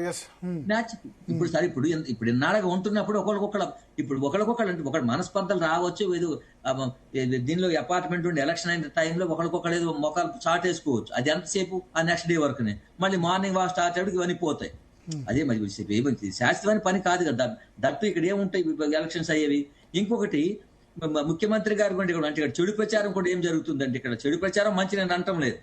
ఇక్కడ ఏమంటున్నారంటే ఇది కేవలం వాళ్ళ చుట్టాల బంధువుల కోసమే వచ్చి వాళ్ళతో ఏదో ప్రయత్నం చేసి మధు పార్కం లాగుతూ తీసుకోవాలనుకుంటున్నారు తప్పితే గానీ వారికి ఎటువంటి మహాత్మా గాంధీ గారి మీద గానీ లేకపోతే ప్రజల మీద ఎటువంటి సదాభిప్రాయం లేదని కూడా ఇక్కడ మా కాలనీ అనుకుంటున్న విషయమే.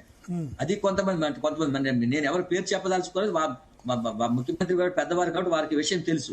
అంటే ఇప్పుడు ఏమవుతుందంటే, ఇప్పుడు ఒకప్పుడు మరి మేమంతా కాంగ్రెస్ ఓట్లు వేస్తేనే గెలిచారా లేదా? కత్తి వెంకటస్వామి గారు చెప్పండి. భరత్ గారు,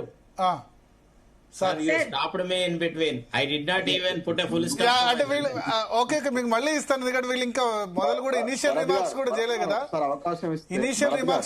కదా. కత్తి వెంకటస్వామి గారిది ఒక్కసారి తీసుకుందాం. వెంకటస్వామి గారు ఇస్తాను. వెంకటస్వామి గారు, ల్యాండ్ అక్విజిషన్ యాక్ట్ కోసం ఫైట్ చేసింది రాహుల్ గాంధీ. నాకు గుర్తుంది ఇంకా కూడా మాయావతి ప్రభుత్వం అక్కడ అరెస్ట్ చేసింది పోతుంటే. It is his pet act, ఆయన తీసుకుంది. మరి రాహుల్ గాంధీ దీన్ని యాక్సెప్ట్ చేస్తారా? జయరాం రమేష్ భూసేకరణ చట్టం గురించి నిజానికి ఫైట్ చేసింది రాహుల్ గాంధీ. ఆయన ఉత్తరప్రదేశ్లో అక్కడ మాయావతి ప్రభుత్వం అరెస్ట్ చేసిన తర్వాత 2013లో భూసేకరణ చట్టం తీసుకొచ్చారు. దాన్ని నిర్వీర్యం చేసింది భారతీయ జనతా పార్టీ అని మీరు ఫైట్ చేశారు. మల్లన్న సాగర్ విషయంలో, మిగతా విషయాల్లో ఫైట్ చేశారు. ఇప్పుడు ఏమొచ్చింది? ఈ మూసీ రివర్ ఫ్రంట్ చేపట్టకపోతే మొత్తం ఏమంటారు, హైదరాబాద్కు వచ్చే ప్రళయం ఏమైనా వస్తుందా, లేకపోతే ఏంది అర్థం కాలేదు. ముందుగా ప్యానెల్ ఉన్న మిత్రులకు, పెద్దలకు, మీకు, ప్రేక్షకులకు అందరికీ, మాజీ సైనికులకు నమస్కారం తెలియజేస్తున్నా. ఇక్కడ మీరు ఇందాక కార్తిక్ గారిని అడిగినారు, వారు దాటవేసిన మాట.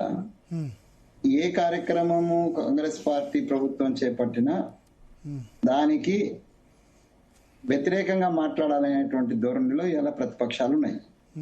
అదొక కారణం. అంటే ప్రతి దానికి రచ్చ చేయడం అనేటువంటిది కారణం ఒకటి. రెండో అంశం ఏంటంటే, ఇందాక శరత్ గారు మాట్లాడుతూ వారి ప్రియారిటీస్ గురించి మాట్లాడి, ప్రభుత్వం చేయాలనుకునేటువంటి పనిలో కార్తిక్ రెడ్డి గారు కూడా చెప్తున్నారు, భారతీయ జనతా పార్టీ మిత్రులు కూడా చెప్తున్నారు, ఇంకా మిగతా వాళ్ళు కూడా ఏం చెప్తున్నారంటే, మూసీ ప్రక్షాళన జరగాల్సింది. ఆ మూసీ ప్రక్షాళనకు 1000 కోట్ల రూపాయలు గత 10 సంవత్సరాలలో మూసీ రివర్ ఫ్రంట్ డెవలప్మెంట్ పేరుతోటి సిద్ధిరెడ్డి గారు ఏదో ఎమ్మెల్యే, ఇప్పుడున్న ఎమ్మెల్యేనే పెట్టినారు. సంబంధించిన సమయంలో టిఆర్ఎస్ ప్రభుత్వము ఈ మూసీ పరివాహక ప్రాంతం కావచ్చు, ఇతర ప్రాంతాల్లో కేసీఆర్ గారు ప్రెస్ లో చెప్పినట్టు గుర్తుంది నాకు, సబ్జెక్ట్ టు కరెక్షన్, 22,000 అక్రమ కట్టడాలు ఈ మూసీ అండ్ అది హైదరాబాద్ దాంట్లో ఉన్నాయి, వీటిని నాలాల మీద వీటి మీద ఉన్నాయి, మేము ఐడెంటిఫై చేసినామని కూడా ఆ ప్రభుత్వం చెప్పింది. దాని మీద మరి ఏం చర్యలు తీసుకున్నారనేది ఇప్పటి వరకు మనకి ఎవరికి తెలియదు, నాకైతే కనిపించలేదు ఎక్కడ.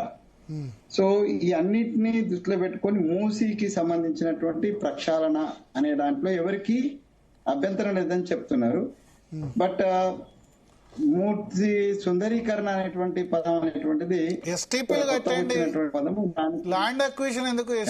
ఎస్టీపీలు కట్టండి, ల్యాండ్ అక్విజిషన్ ఎందుకు? సీవేజ్ ట్రీట్మెంట్ ప్లాంట్ సరిపోతుంది కదా. నేను అక్కడికే వస్తున్నా. ఇప్పుడు దీంట్లో ఏందనంటే మానవీయ కోణము ఒకటి ప్రధాన అంశం, రెండోది ప్రియారిటీ ఇంకొక అంశం. ప్రభుత్వం మంచి పనులు చేస్తలేదు అనేటువంటి ఆరోపణలను నేను అంగీకరించకుండా, ప్రభుత్వం పనులు చేస్తుంది కానీ ఎక్కడో మేము ప్రియారిటీ అంటారు కదా, దాని యొక్క ప్రాధాన్యత క్రమం తప్పడం వల్ల కొద్దిగా మాకు ఇబ్బంది వస్తుంది. డెఫినెట్ గా దాన్ని సరి చేసుకోవాల్సినటువంటి అవసరం మా ప్రభుత్వానికి, మా ముఖ్యమంత్రి గారికి ఉంది. కానీ శరత్ గారు చెప్పినట్టుగా కాంగ్రెస్ పిల్లలకు బుద్ధి లేదు, కాంగ్రెస్ పిల్లలకి నుంచి మూడడానికి పక్కన మేము 7 ఎకరాల కంపెన్సేషన్ అయితే ఇస్తామని అంటున్నాం కదా, కంపెన్సేషన్ ఇస్తామంటున్నాం. కానీ మరి డబ్బులు ఎక్కడి నుంచి మేము వసూలు చేసినట్టు లెక్క? ఉల్టా 7 ఎకరాల స్థలం మీద ఇది ఒకటే కాదు, రిమైనింగ్ మధ్యతరగతి పేదలు కూడా ఉన్నారు, వాళ్ళందరికీ కూడా ఆల్టర్నేటివ్ అంటే మూసీ లోకల్గా ఉన్నటువంటి వాళ్ళు, మూసీలో ఉన్నటువంటి కంపుతో కాలం గడుపుతున్నటువంటి వాళ్ళకి ఆల్టర్నేట్ ఇస్తామని చెప్తాంతో అక్కడి నుంచి ఎక్కడ పైసలు వస్తున్నాయి, ఎక్కడి నుంచి మూటలు వస్తున్నాయి? మరి శరత్ గారు మరి వారు ఆత్మహత్య చేసుకుని మాట్లాడుతున్నప్పుడు కేంద్రానికి లేకపోతే కాంగ్రెస్ పార్టీకి మూటలు మోస్తున్నాను అనేటువంటి మాటను వారు వెనక్కి తీసుకోవాల్సి వస్తుంది. నేనేమంటున్నా అంటే అంటే ఇటీవల రేవంత్ రెడ్డి మాట్లాడిందా చెప్తున్నారు, గాంధీ ఫ్యామిలీకి మనం అంతా జమ చేస్తే 1000 కోట్లు అన్నది బాగా బీఆర్ఎస్ ట్రోల్ చేస్తుంది. ఇప్పుడు దాన్ని మీరు కట్ అండ్ ఫేస్ ఇవాళ కేటీఆర్ ఒకటి తీసుకొచ్చి రైతు బంధు కాదు, రాహుల్ గాంధీ బంధు అనేది ఒకటి అంటారు. నన్ను చెప్పనియండి, మీరు నన్ను చెప్పనండి. ఆయన చెప్పినట్టు సందర్భం ఏంటంటే ఇదే ఆరోపణ మీద గాంధీ ఫ్యామిలీకి డబ్బులు మోస్తున్నారు, మూటలు మోస్తున్నారు అనే దాని మీద వాళ్ళకి అవసరమే ఉన్నది. ఇందిరాగాంధీ కావచ్చు, నెహ్రూ గారు కావచ్చు, తమ ఆస్తులన్నింటినీ కూడా మొత్తం ఇది ప్రజల పరం చేసినారు. వాళ్ళకి అవసరం లేదు. వాళ్ళకి అవసరం ఉంటే కార్యకర్తల నుంచి వసూలు చేసి కూడా మనం ఒక్కొక్క కార్యకర్త ₹1 ఇచ్చినా కూడా 1000 కోట్లు అయితే అనేటువంటి మాట చెప్పినారు. మీరు 1000 కోట్లు కాంగ్రెస్ గా గాంధీ ఫ్యామిలీకి ఇస్తామనేటువంటి కట్ అండ్ ఫేస్ లో లాస్ట్ పార్ట్ తీసుకొని రిమైనింగ్ పార్ట్ అంతా దాన్ని మసిపూసేస్తే పద్ధతి కాదు. ఆయన మొత్తం మాట్లాడిన దాన్ని మనం అర్థవంతంగా తీసుకోవాలి, విమర్శ కోసం తీసుకోవద్దు. ఏ ఆరోపణ వచ్చింది ఆరోపణ సరిగ్గా దాన్ని ఆయన చెప్పుకొచ్చిండే తప్పితే మేము కార్యకర్తల నుంచి వసూలు చేసి గాంధీ ఫ్యామిలీకి ఇస్తామని లేదు. గాంధీ ఫ్యామిలీకి ఇవాళ అవసరం లేదు, మేము ఇవ్వాల్సిన అవసరం లేదు. మాకు తెలుసు, మీకు తెలుసు, ప్రతిపక్షాలకు తెలుసు. బట్టగాసి మీదేయడానికి చెప్పేటువంటి మాట. నేనేమంటున్నా, మేము ఆ ప్రాంతంలో ఉన్నటువంటి బాధితులు అంటే ఇప్పుడు మూసీ ప్రక్షాళన పేరుతో లేదా సుందరీకరణ పేరుతోటి కార్తీక్ రెడ్డి గారు 2-3 లీగల్ అంశాలను పెట్టినారు, నేను వారితో ఏకీభవిస్తున్నా. అదే రకంగా శరత్ గారు కూడా మానవీయ కోణం అనుకోండి, లీగాలిటీ అనుకోండి, అదే రకంగా రాజ్యాంగపరమైనటువంటి హక్కులు అనుకోండి, వాటిని కూడా వారు లేవనెత్తినారు. వాటిని మనం డెఫినెట్ గా సాల్వ్ చేయాల్సిందే. ప్రభుత్వం దానికి సమాధానం చెప్పాల్సిందే. డిపిఆర్ విషయానికి వచ్చినా కూడా దాన్ని రిపోర్ట్ అది కోర్టు రేపోతే కోర్టులో కూడా ఏం అవసరం ఉంటే అది చేయాల్సిందే. ఇదంతా మేము చేస్తాం. మేము కేవలం ప్రజలను నిరాశలు చేయడం కోసం కాకుండా ఒక ప్రాజెక్ట్ కూడా తీసుకున్నాం. ఈ ప్రాజెక్ట్ లో ప్రియారిటీస్ ఇది కాదు అనుకున్నప్పుడు వేరే ప్రియారిటీస్ కాంగ్రెస్ దళకు బుద్ధి లేకుండా ఏం లేదు. కాంగ్రెస్ లో ఉన్న అలాంటి వాళ్లకు మేము అయ్యని భావించిన కాల్మొక్త కాంగ్రెస్ కాదు. మేము ముఖ్యమంత్రి కావచ్చు, రాహుల్ గాంధీ గారు కావచ్చు, అది ఒక తప్పు జరిగితే ప్రజాహితం కాకపోతే డెఫినెట్ గా సజెషన్ చేసి కొట్లాడేటువంటి దమ్మున్నటువంటి కార్యకర్తలు ఈ కాంగ్రెస్ పార్టీలో ఉన్నాం. ఈ కాంగ్రెస్ లోనే ఈ మాత్రం సాధ్యం మాట్లాడడానికి. ముఖ్యమంత్రి గారు తప్పు చేసిన మాట్లాడడానికి, లేకపోతే రాహుల్ గాంధీ గారు తప్పుదోవల పైన కూడా మాట్లాడడానికి కేవలం కాంగ్రెస్ పార్టీనే, కాంగ్రెస్ కార్యకర్తలకు, లీడర్కు అవసరం. మిగతా చోట్ల ఈ అవసరమే ఉండదు, అవకాశమే రాదు, ఆ ధైర్యమే ఉండదు. ఆ బానిసత్వానికి మరో పేరుగా మిగతా పార్టీలు ఉన్నాయి. మా దగ్గర ఉన్నంత స్వేచ్ఛ ఉండదు. నేను స్వయంగా చెప్తున్నా, ప్రియారిటీలో ఎక్కడో లోపం జరుగుతుంది. ఇప్పుడు మూసీ రివర్ కంటే మిగతా ప్రియారిటీస్, ఆ ప్రియారిటీస్ మేము గుర్తు చేస్తాం, ముఖ్యమంత్రి గారికి మేము గుర్తు చేస్తాము. చాలా మంచి మాట చెప్పారు. మీరన్న 2013కు సంబంధించినటువంటి ఏదైతే భూసేకరణ చట్టం ఉందో అది ఇట్ ఈస్ ఏ బ్రెయిన్ షరత్ అని అన్నట్టుగా ఇది రాహుల్ గాంధీ అండ్ జయరాం రమేష్ గారు దాని మీద మేము కూడా బాగా ఫైట్ చేసినాము. టిఆర్ఎస్ ప్రభుత్వం చేసిన దానికి తూట్లు పొడుస్తున్నప్పుడు మేము కూడా కొట్లాడినాం. కాబట్టి దాన్ని అంత ఈజీగా చేయడు. రాహుల్ గాంధీ గారు కూడా కళ్ళు మూసుకొని దీన్ని సపోర్ట్ చేయరు, అధిష్టానం కూడా సపోర్ట్ చేయదు, మాలాంటి వాళ్ళు కూడా సపోర్ట్ చేయరు. ఇంకెప్పుడు ఆల్రెడీ నోటీసులు ఇచ్చేసారు, ఇంకెప్పుడు ఇంటర్వ్యూ అవుతారు? అంటే అల్టిమేట్ గా ఇది ఏ ఇది ఇనిషియలే సార్, ఇది ఇనిషియల్. మీరు గుర్తుపెట్టుకోండి, it is not a final. ఆ అభిప్రాయం చెప్పంగానే మొత్తం అయిపోయింది అనుకోకండి, దానికి ప్రాసెస్ ఉంటది. నేను ఇనిషియల్ గా అల్టిమేట్ గా ఏం చెప్తున్నంటే, మరి పాంజీ సైనికులు చెప్పినా కూడా, కార్తిక్ రెడ్డి గారు చెప్పినా, లేదా శరత్ అన్న చెప్పినా, ఎవరు చెప్పినా కూడా, నేను కాంగ్రెస్ పార్టీ వ్యక్తిగా, కాంగ్రెస్ పార్టీగా మేము అప్పీల్ చేసేది మానవీయ కోణం ప్రధాన అంశము. నిరాశ్రయాలకు, బాధితులకు అండగా నిలబడడం అనేటువంటిది, వాళ్ళకి ఏ విధమైన ఇబ్బంది కలగకుండా ఉండడం కోసమే ఈ ఓట్లు వేసిన వాళ్ళే, మాకు ఓట్లు వేసిన వాళ్ళే మేము నిరాశ్రయటువంటి సమంజసం. దాన్ని ఆ కోణంలో తప్పనిసరిగా మేము ఆలోచిస్తారు.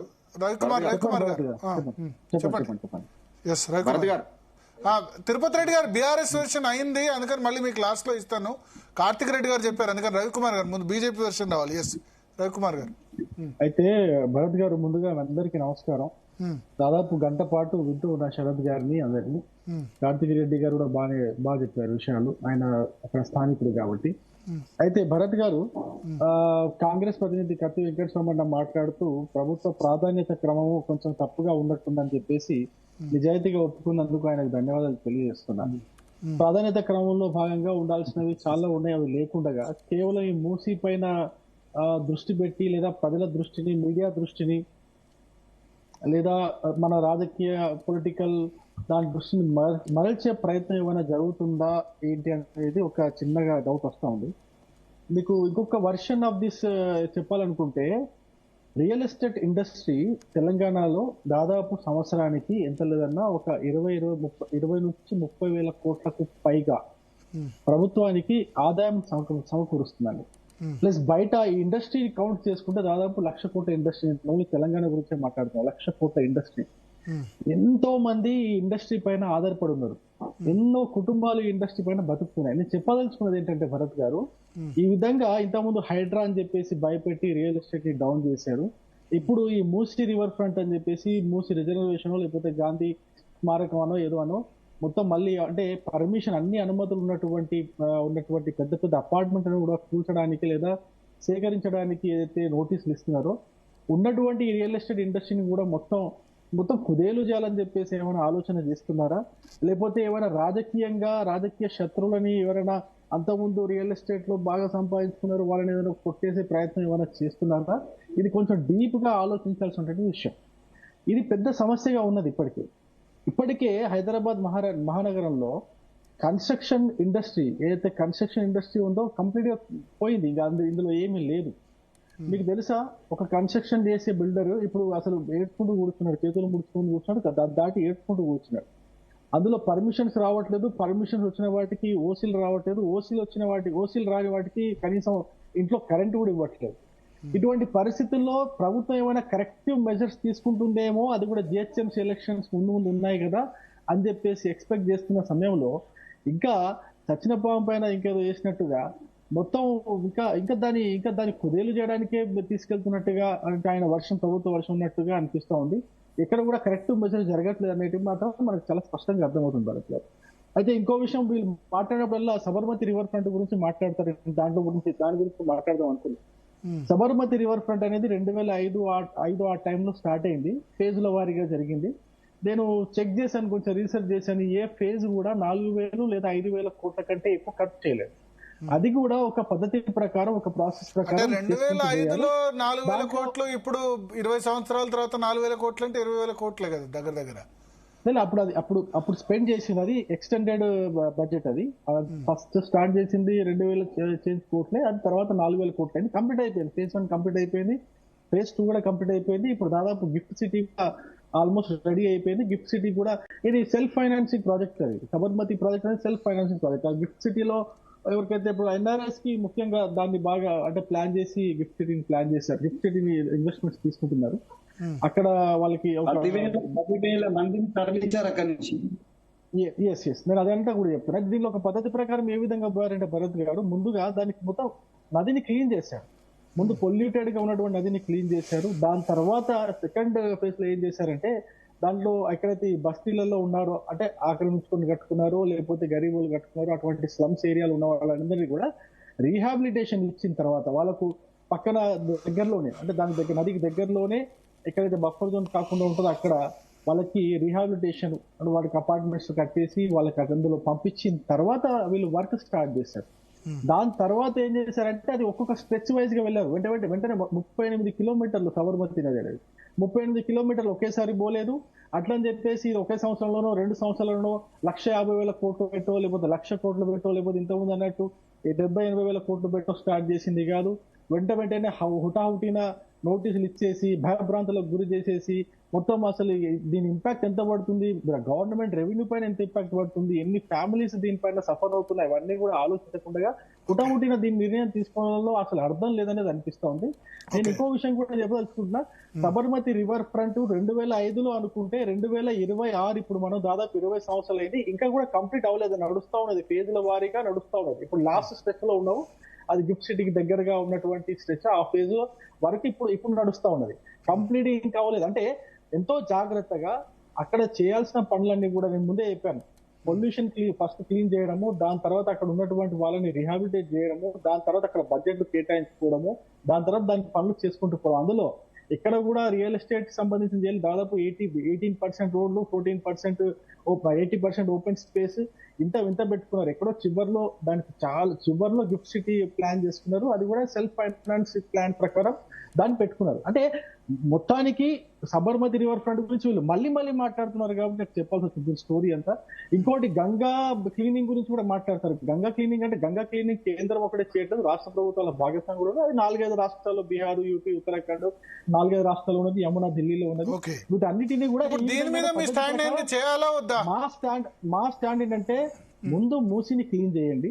మూసిని క్లీన్ చేయడానికి అక్కడ ఎన్ని ఎస్టీపీలు కావాలా, ఆ ఎస్టీపీలు అన్నిటి ఏర్పాటుకి ఎంత బడ్జెట్ అవుతుంది, అట్లా ఫేజ్ల వారికి చేసుకుంటూ పోతారు. అంటే నిజంగా మీకు చిత్తశుద్ధితో మీరు ఈ పనిని చేస్తున్నారు అనుకుంటే, చిత్తశుద్ధితో ఈ పనిని మీరు భక్తితో మీరు చేస్తున్నారు అనుకుంటే మనం ఈ విధంగా చేసుకుంటూ పోవాలి, ఫేజ్ల వారికి చేసుకుంటూ పోవాలి. లేదు కేవలం భక్తి కోసమే అనుకుంటే మాత్రం మీరు చేస్తున్నది ఖచ్చితంగా భక్తి కోసమే అని చెప్పేసి ప్రజలకు అర్థమవుతుంది. దాంట్లో వచ్చే డబ్బు కోసమే మీరు లేదా డబ్బు కోసమో లేకపోతే కోసమో మీరు చేస్తున్నట్టు అనిపిస్తా ఉంది. ఏ విధంగా అయితే ఇప్పుడు కేరళకి వీళ్ళే డబ్బులు పంపిస్తున్నారు, కేరళలో యాడ్స్ ఇచ్చేసి మనం బీహార్ లో ఇచ్చారు. ఇప్పుడేమో రాహుల్ గాంధీ గారికి సరే రాహుల్ గాంధీ గారు 1000 కోట్లు కాబట్టి అంటే నేనేమంటున్నా అంత ప్రాధాన్యత క్రమంలో మొట్టమొదటి ప్రాధాన్యత క్రమంలో దీన్నే చేపడుతున్నట్టు ఒక సంవత్సరంలో 150,000 కోట్ల రూపాయలు ఖర్చు చేసేయాలా, బడ్జెట్ 150,000 కోట్లు ఎక్కడున్నాయి కానీ జీతాలకే పైసలు 150,000 కోట్లు. నేను అదే అంటాను. ఇప్పుడు ఎందుకంటే బేసిక్ గా ఎందుకంటే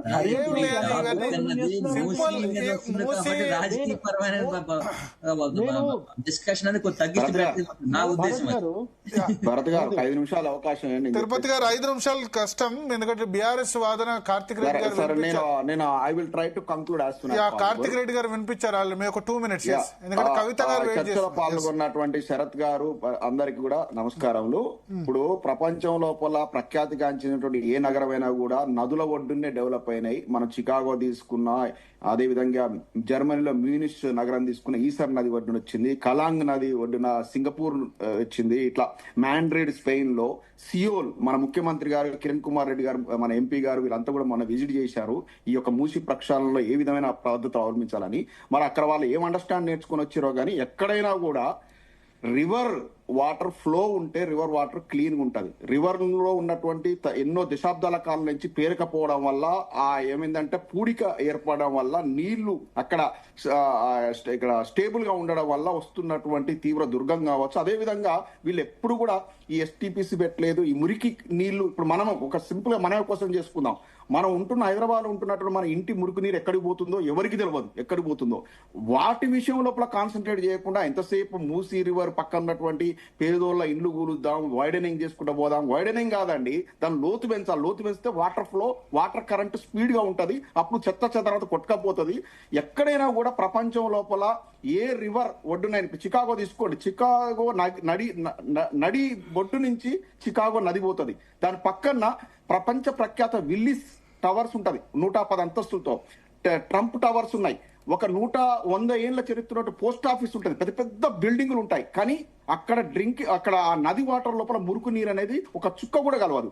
ఎందుకంటే ఇంటర్సెప్షన్ అండ్ డైవర్షన్ సిస్టమ్ అనేటువంటి I&D సిస్టమ్ అనేటువంటి ఒక సిస్టమ్ ప్రాతిపదికన ఏ నగరమైనా కూడా అభివృద్ధి చెందింది. నది ఒడ్డున్నటువంటి నగరాలు అంటే మురికి నీళ్లకు సపరేట్ గా అండర్ గ్రౌండ్ డ్రైనేజ్ సిస్టమ్ ఉంటది. సో మెనీ సేఫ్టీ మెజర్ తీసుకుంటారు. డీసెంట్రలైజ్డ్ STPs ఉంటాయి. అంటే ఎక్కడికక్కడ నీటిని శుద్ధి చేసి పంపించేటువంటివి ఉంటాయి. ఈ విషయం లోపల ఆ నది ఒడ్డున నివసిస్తున్న ప్రజలను చైతన్యం చేయాలి, జాగృతం చేయాలి, ఇటువంటి మెజర్స్ తీసుకురావాలి చేయాలి తప్ప నేను నది ఒడ్డున ఉన్నటువంటి ఇళ్లను ఎక్కడ కూడా ఇల్లు కూడా కొట్టేదండి. ఇప్పుడు అమెరికాలో చికాగో ఉంది, సెయింట్ లూయిస్, మన ఇక్కడికి పోతే శాన్ ఆంటోనియో పోతే అక్కడ రివర్ వాక్ అని ఉంటది. నది ఒడ్డునే అనేక వాణిజ్య సముదాయాలు వచ్చినాయి, బిజినెస్ నడుస్తూ ఉంటది, వాల్యూ పెరిగింది, స్కైపర్స్ వచ్చినాయి, అన్ని ఉన్నాయి. కానీ ఇది ఎక్కడిదో ఏం కథో ఈ కాంగ్రెస్ వాళ్ళు మరి ఏందో నిత్యావసరమైనటువంటి ప్రాముఖ్యం ఉన్నటువంటి విషయాలను పక్కన పెట్టి ఎవరు రోడ్ల మీదకి వచ్చి. అమెరికాలో కూడా ఈ నది బఫర్ జోన్ లో ఏం లేవా? కోస్టల్ జోన్ లో ఏది లేదండి. ఏదైనా మన కాన్స్టిట్యూషన్ ను ఎన్నోసార్లు అమెండ్ చేసుకున్నాం, మన సిస్టమ్ ఎన్నోసార్లు చేసుకున్నాం. గ్రామ పంచాయతీలపై మున్సిపాలిటీలు అయినాయి, మున్సిపాలిటీలపై కార్పొరేషన్లు అయినాయి. లేకులు ఎన్క్రోచ్మెంట్లు అన్ని ఉన్నాయా? FTL అనే దానికి లిమిట్ ఏముందండి? లేకులు ఎన్క్రోచ్మెంట్లు లిమిట్ మార్చుకుందాం. ఇదే రేవంత్ రెడ్డి గారు ఇంత ముందు గతం లోపల ఒక చేశారు. ఏది అయ్యప్ప సొసైటీ ఇండ్ల కూడా కొడుతుంటే వాళ్ళు జీవితకాలం కూడబెట్టుకున్న పైసలతో ఇల్లు కూడా కొట్టితే ఇట్లా ఆ ఇర్రెగ్యులారిటీ రెగ్యులరైజ్ చేయొచ్చు కానీ కులగొట్టుడింది అన్నాడు. ఇవాళ వచ్చేసి పేదోళ్ళ ఇండ్లు మొత్తం కూల్చిపడేస్తున్నారు. ప్రజల యొక్క పాలన, ప్రభుత్వాలు ఎప్పుడు కూడా ప్రజా సంక్షేమం గురించి ఆలోచించాలి, ప్రజల ఇంట్రెస్ట్ మేరకు పనిచేయాలి తప్ప ఇలా దుర్మార్గంగా ఈ రోడ్ల మీద పడేయడేదో.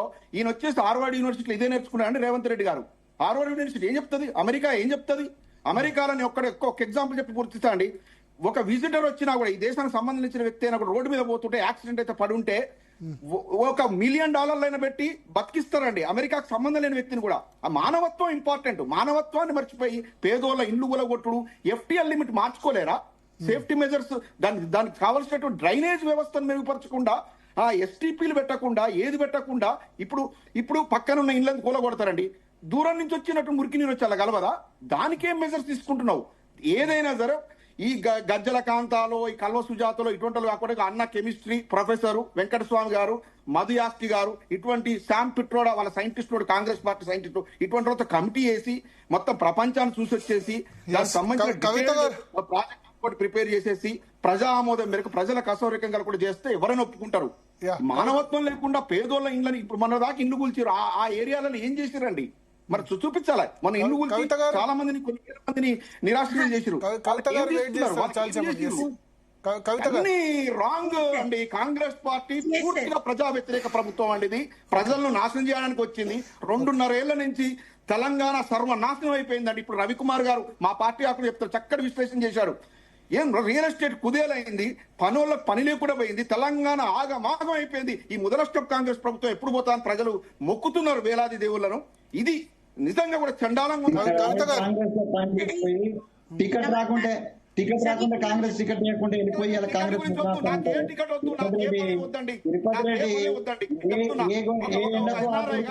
తెలంగాణ బిడ్డగా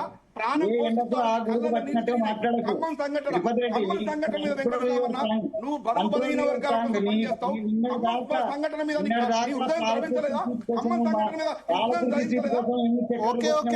ఏమేమి తిరిగినా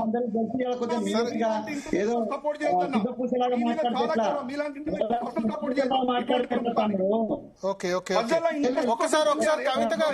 కవిత గారు ఒపీనియన్ తీసుకుని కవిత గారు చెప్పండి. सभी को नमस्कार। या मैं तेलुगु समझ सकती हूँ नो पर बोल प्रॉब्लम, नहीं आप पाती हिंदी में हूँ। बोल दीजिए सबको। सर हाँ। मैं तो यहाँ पर आई सर 2018 में घर खरीदी और प्रॉपरली हाउस टैक्स भरी, रजिस्ट्रेशन प्रॉपरली 2018 हुआ। में आप किससे खरीदा, मतलब फर्स्ट हैंड ओनर से खरीदा? हाँ, फर्स्ट हैंड ओनर से ही मैंने खरीदा, घर को खरीदा। ओके। और घर को 2 घर BHK और 3 BHK आपका? 3 BHK है सर। 3 BHK, ओके और मैं एक्स डिफेंस पर्सनालिटी की वाइफ भी हूँ। ओके। हस्बैंड फौज में लड़ रहे थे और हम लोग यहाँ पर रह रहे थे। Okay. अब ये बताइए, प्रियंका गांधी ने एक नारा दिया था, लड़की है लड़ सकती हूँ। अब आप लोग ही समझे कि हम लोग किससे लड़े। हमें तो ये नहीं समझ में आता कि जो सरकार है उसके विकास से लड़े या अपने रहने के सर्वाइवल के लिए लड़े, किसके लिए लड़े। हम यहाँ पर किस लिए आए थे? हम तो एक अच्छे नागरिक की तरह आपको टैक्स भरते हैं, आपके साथ। कल रेवंत रेड्डी ने आपको एक प्रपोजल दिया, उसके बारे में आपका राय क्या है? सर प्रपोजल में आप एक बात बताइए, प्रपोजल किस चीज के लिए दिया जाएगा? रहने के लिए ना। हमें आप जंगल में रहने के लिए भेज दोगे तो वहां जाकर क्या करूंगी? बच्चे छोटे हैं, अगर उनको नजदीक पढ़ाना। में दिए तो, अगर इसी एरिया में दिए तो? सर इसी एरिया में हमें कहाँ देंगे सर? हमें जिस तरह से हम रह रहे हैं, हमें क्या चाहिए? हमारी क्या मतलब हमारे लिए डिफेंस की हॉस्पिटल प्रायोरिटी है, डिफेंस के जो यहाँ पर हमें कैंटीन की सुविधा है, डिफेंस स्कूल कॉलेज हमारे यहीं पर है सर। और हम कहाँ जाएंगे आप बताइए? हमें ये सुविधा कहाँ से मिलेगी? और हम लोग इतना ज्यादा रिच नहीं है कि हम जाकर प्राइवेट हॉस्पिटल्स में अपने लिए खर्च कर सकते हैं, नहीं कर सकते। हमारे लिए कौन सोचता है? कोई नहीं सोच रहा है। ओके। किससे लड़ूं आप ये बताइए? हम एक गुड सिटीजन बनने के लिए यहाँ आए तो आखिर कैसे बने आप बताइए? Okay okay okay. हम तो इतना लीगल यहाँ पर सभी जानकार है, पर क्या घर खरीदने के लिए हमसे तो ये नहीं पूछा गया कि आपको लॉ का ज्ञान है या नहीं। हमें सिर्फ कहा गया आप टैक्स भरो, पेपर वर्क आपका सही रहना चाहिए, और हम लोगों ने वो किया। जब रजिस्ट्रेशन हो रहा था उस समय इन लोगों ने क्यों नहीं क्वेश्चन किया कि आपका घर लीगल नहीं है? ये किसकी ऑथोरिटी है? ये कौन करेगा? मैं ये पूछना चाहती हूँ, किससे लड़ूं?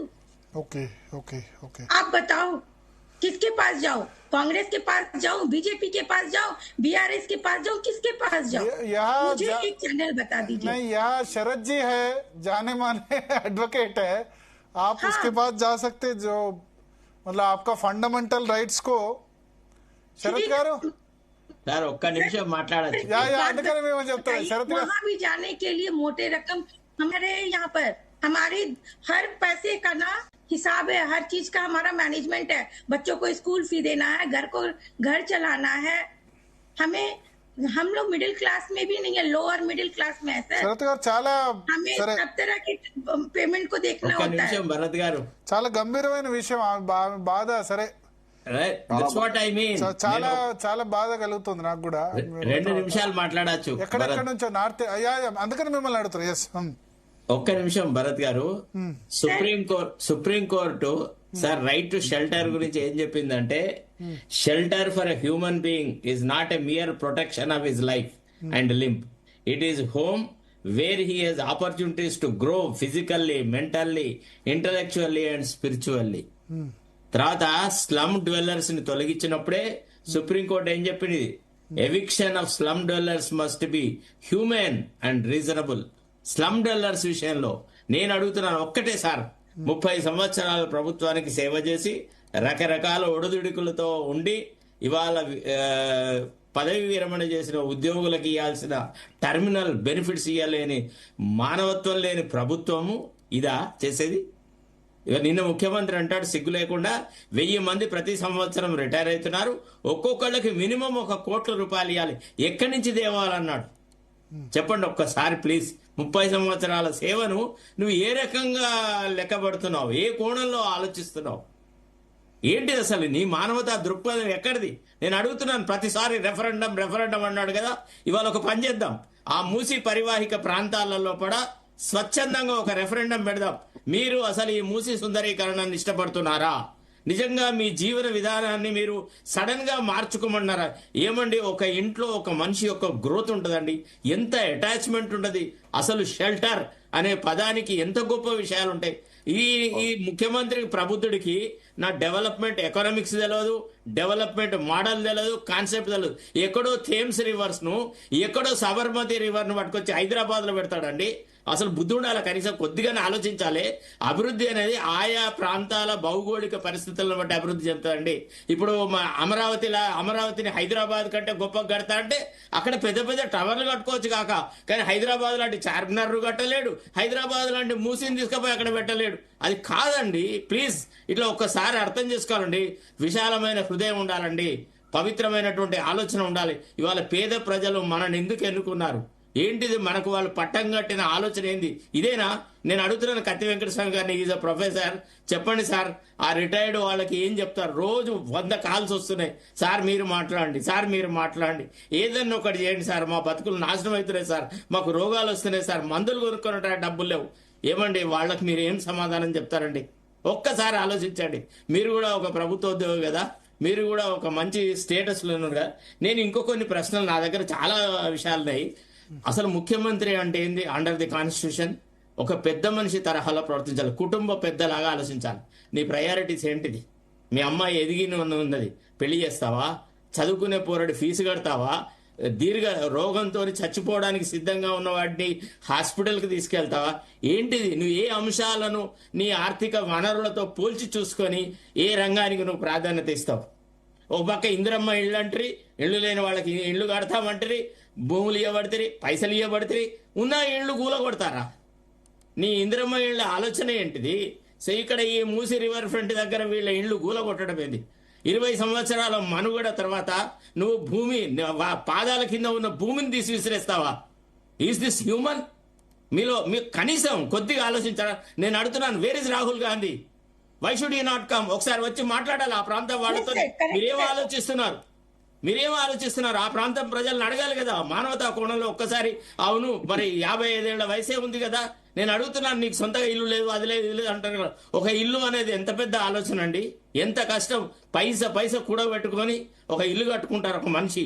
నువ్వు కట్టుకున్న ఇల్లును భద్రత. ఇంకోటి ఏంటంటే మన చట్ట ప్రకారంగా 12 సంవత్సరాల లిమిటేషన్ అండి. Even to correct an error committed by the government or by anybody, you can correct it only with in 12 years. న్యాయం జరగదా? కోర్టుకు వెళ్తే న్యాయం జరగదా? సార్ మీ దయ సార్, కోర్టులలో బ్రహ్మాండమైన అభిషేక్ మను సింఘ్వీలు వస్తారు, పెద్ద పెద్ద న్యాయవాదులు వస్తారు, రకరకాల విషయాలు చెప్తారు. అసలు ఎక్కడండి పేద ప్రజలు గాలిలో కొట్టుకుపోతారండి? ఈ ప్రభుత్వానికి కష్టం వస్తే అభిషేక్ మను సింఘ్వి కోర్టు తీసుకొని వాదిస్తే న్యాయం ఎటువైపు ఉంటే అటు ఉండాలి, కానీ అడ్వకేట్ల న్యాయ వ్యవస్థలో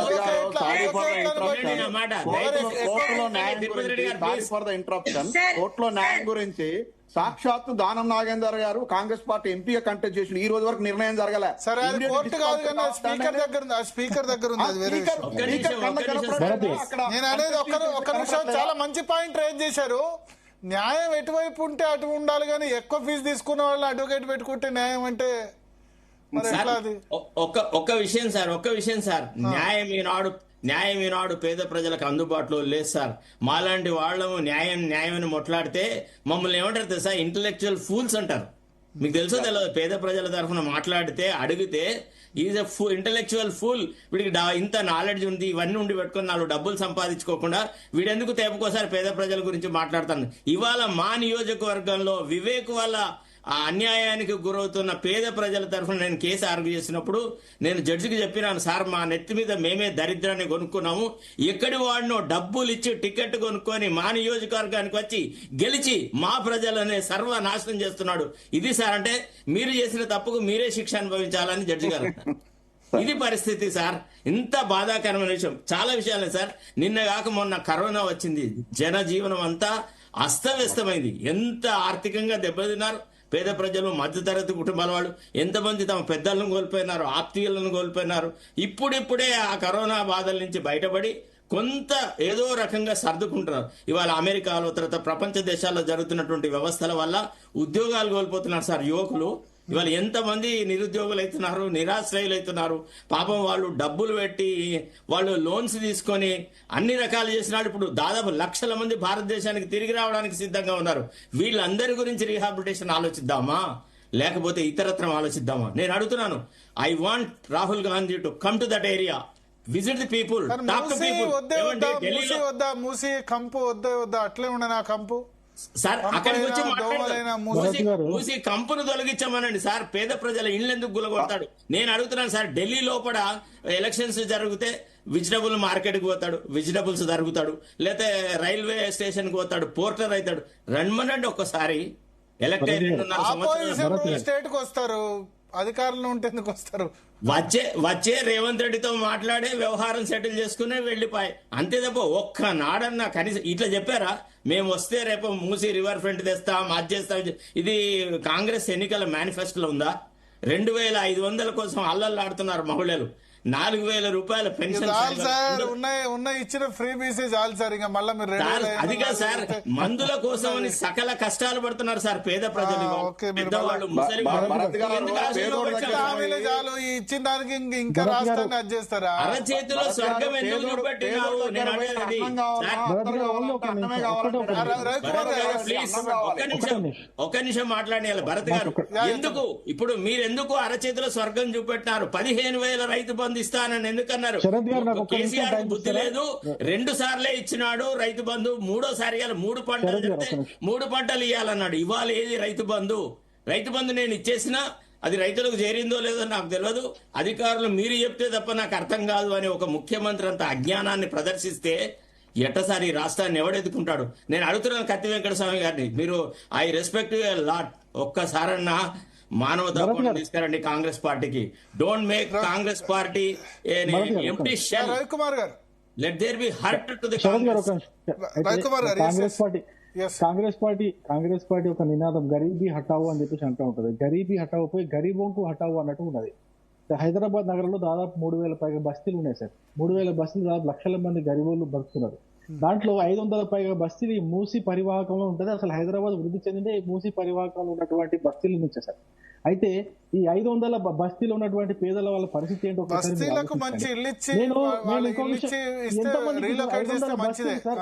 సార్. 500 బస్తీలు ఇప్పుడు వీళ్ళు లెక్క 50 మీటర్స్ లెక్క తీసుకుంటే 500 పైగా బస్తీలు ఉంటాయి. ఎన్ని లక్షల మంది ఉంటారు, ఎన్ని వేల లక్షల ఇల్లు వస్తాయి, ఎక్కడి నుంచి ఇస్తారు వీళ్ళు? ఒక్కసారి ఆలోచించండి. అది ప్రాక్టికల్ గా పాసిబుల్ కాదు. నేను ఇంకో విషయం చెప్తా. ప్రపంచంలో కొన్ని దేశాల గురించి చెప్తున్నారు, అమెరికా గురించి, ఇంకో వేరే దేశాలలో ఉన్నటువంటి నదుల గురించి చెప్తున్నారు సార్. ఆమ్స్టర్డామ్, నేను ఉన్నాను ఆమ్స్టర్డామ్ ఉన్నాను. ఆమ్స్టర్డామ్ అని చెప్పి ఒక దేశం, హాలండ్, అక్కడ 80% వాటర్ ఉండే. భూమి లేకపోతే వాళ్ళు వాటన్నిటిని వాటర్ ని జిగ్జాగ్ పద్ధతిలో కెనాల్స్ కట్టుకొని అక్కడ ఇల్లు కట్టుకున్నారు వాళ్ళు. అంటే భూమి లేక చెరువులను ముంచేసి, నదులను ముంచేసి భూమి తయారు చేసుకుని ఇల్లు కట్టుకున్నారు.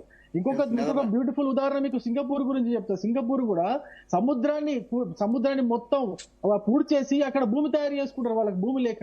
అంటే అటువంటి పరిస్థితి. ఇప్పుడు ఎంతసేపు మనము ఏది మన సబర్మతి చూపించేసి మేము కూడా సబర్మతిలా చేసుకుంటా అంటే ఇక్కడ 500 బస్తీలో ఉన్నటువంటి ప్రజలు ఏమేమి పోవాలా, ఇన్ని కాలనీలో ఏమైపోవాలా, ఇవన్నీ ఆలోచించాలి.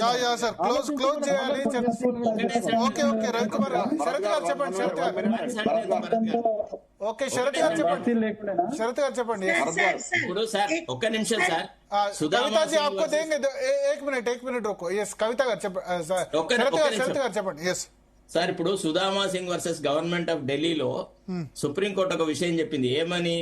First, before removing even the slum dwellers also the government has got a constitutional obligation to conduct survey, provide rehabilitation plan. Without providing all these things, if you remove people from their respective places, it violates Article 21 అన్నారు. ఏది నీ rehabilitation scheme? ఎవరికి ఏం చూపెట్టినారు? ఇస్తా అని మాటలు అన్నాడు. మొన్న 1,000 కోట్ల రూపాయలు ఉస్మానియా యూనివర్సిటీకి ఇస్తా అన్నాడు. 1000 పైసలు ఇచ్చాడా? అన్ని మాటలలోనే స్వరాజ్యం చూపెడుతున్నాడు.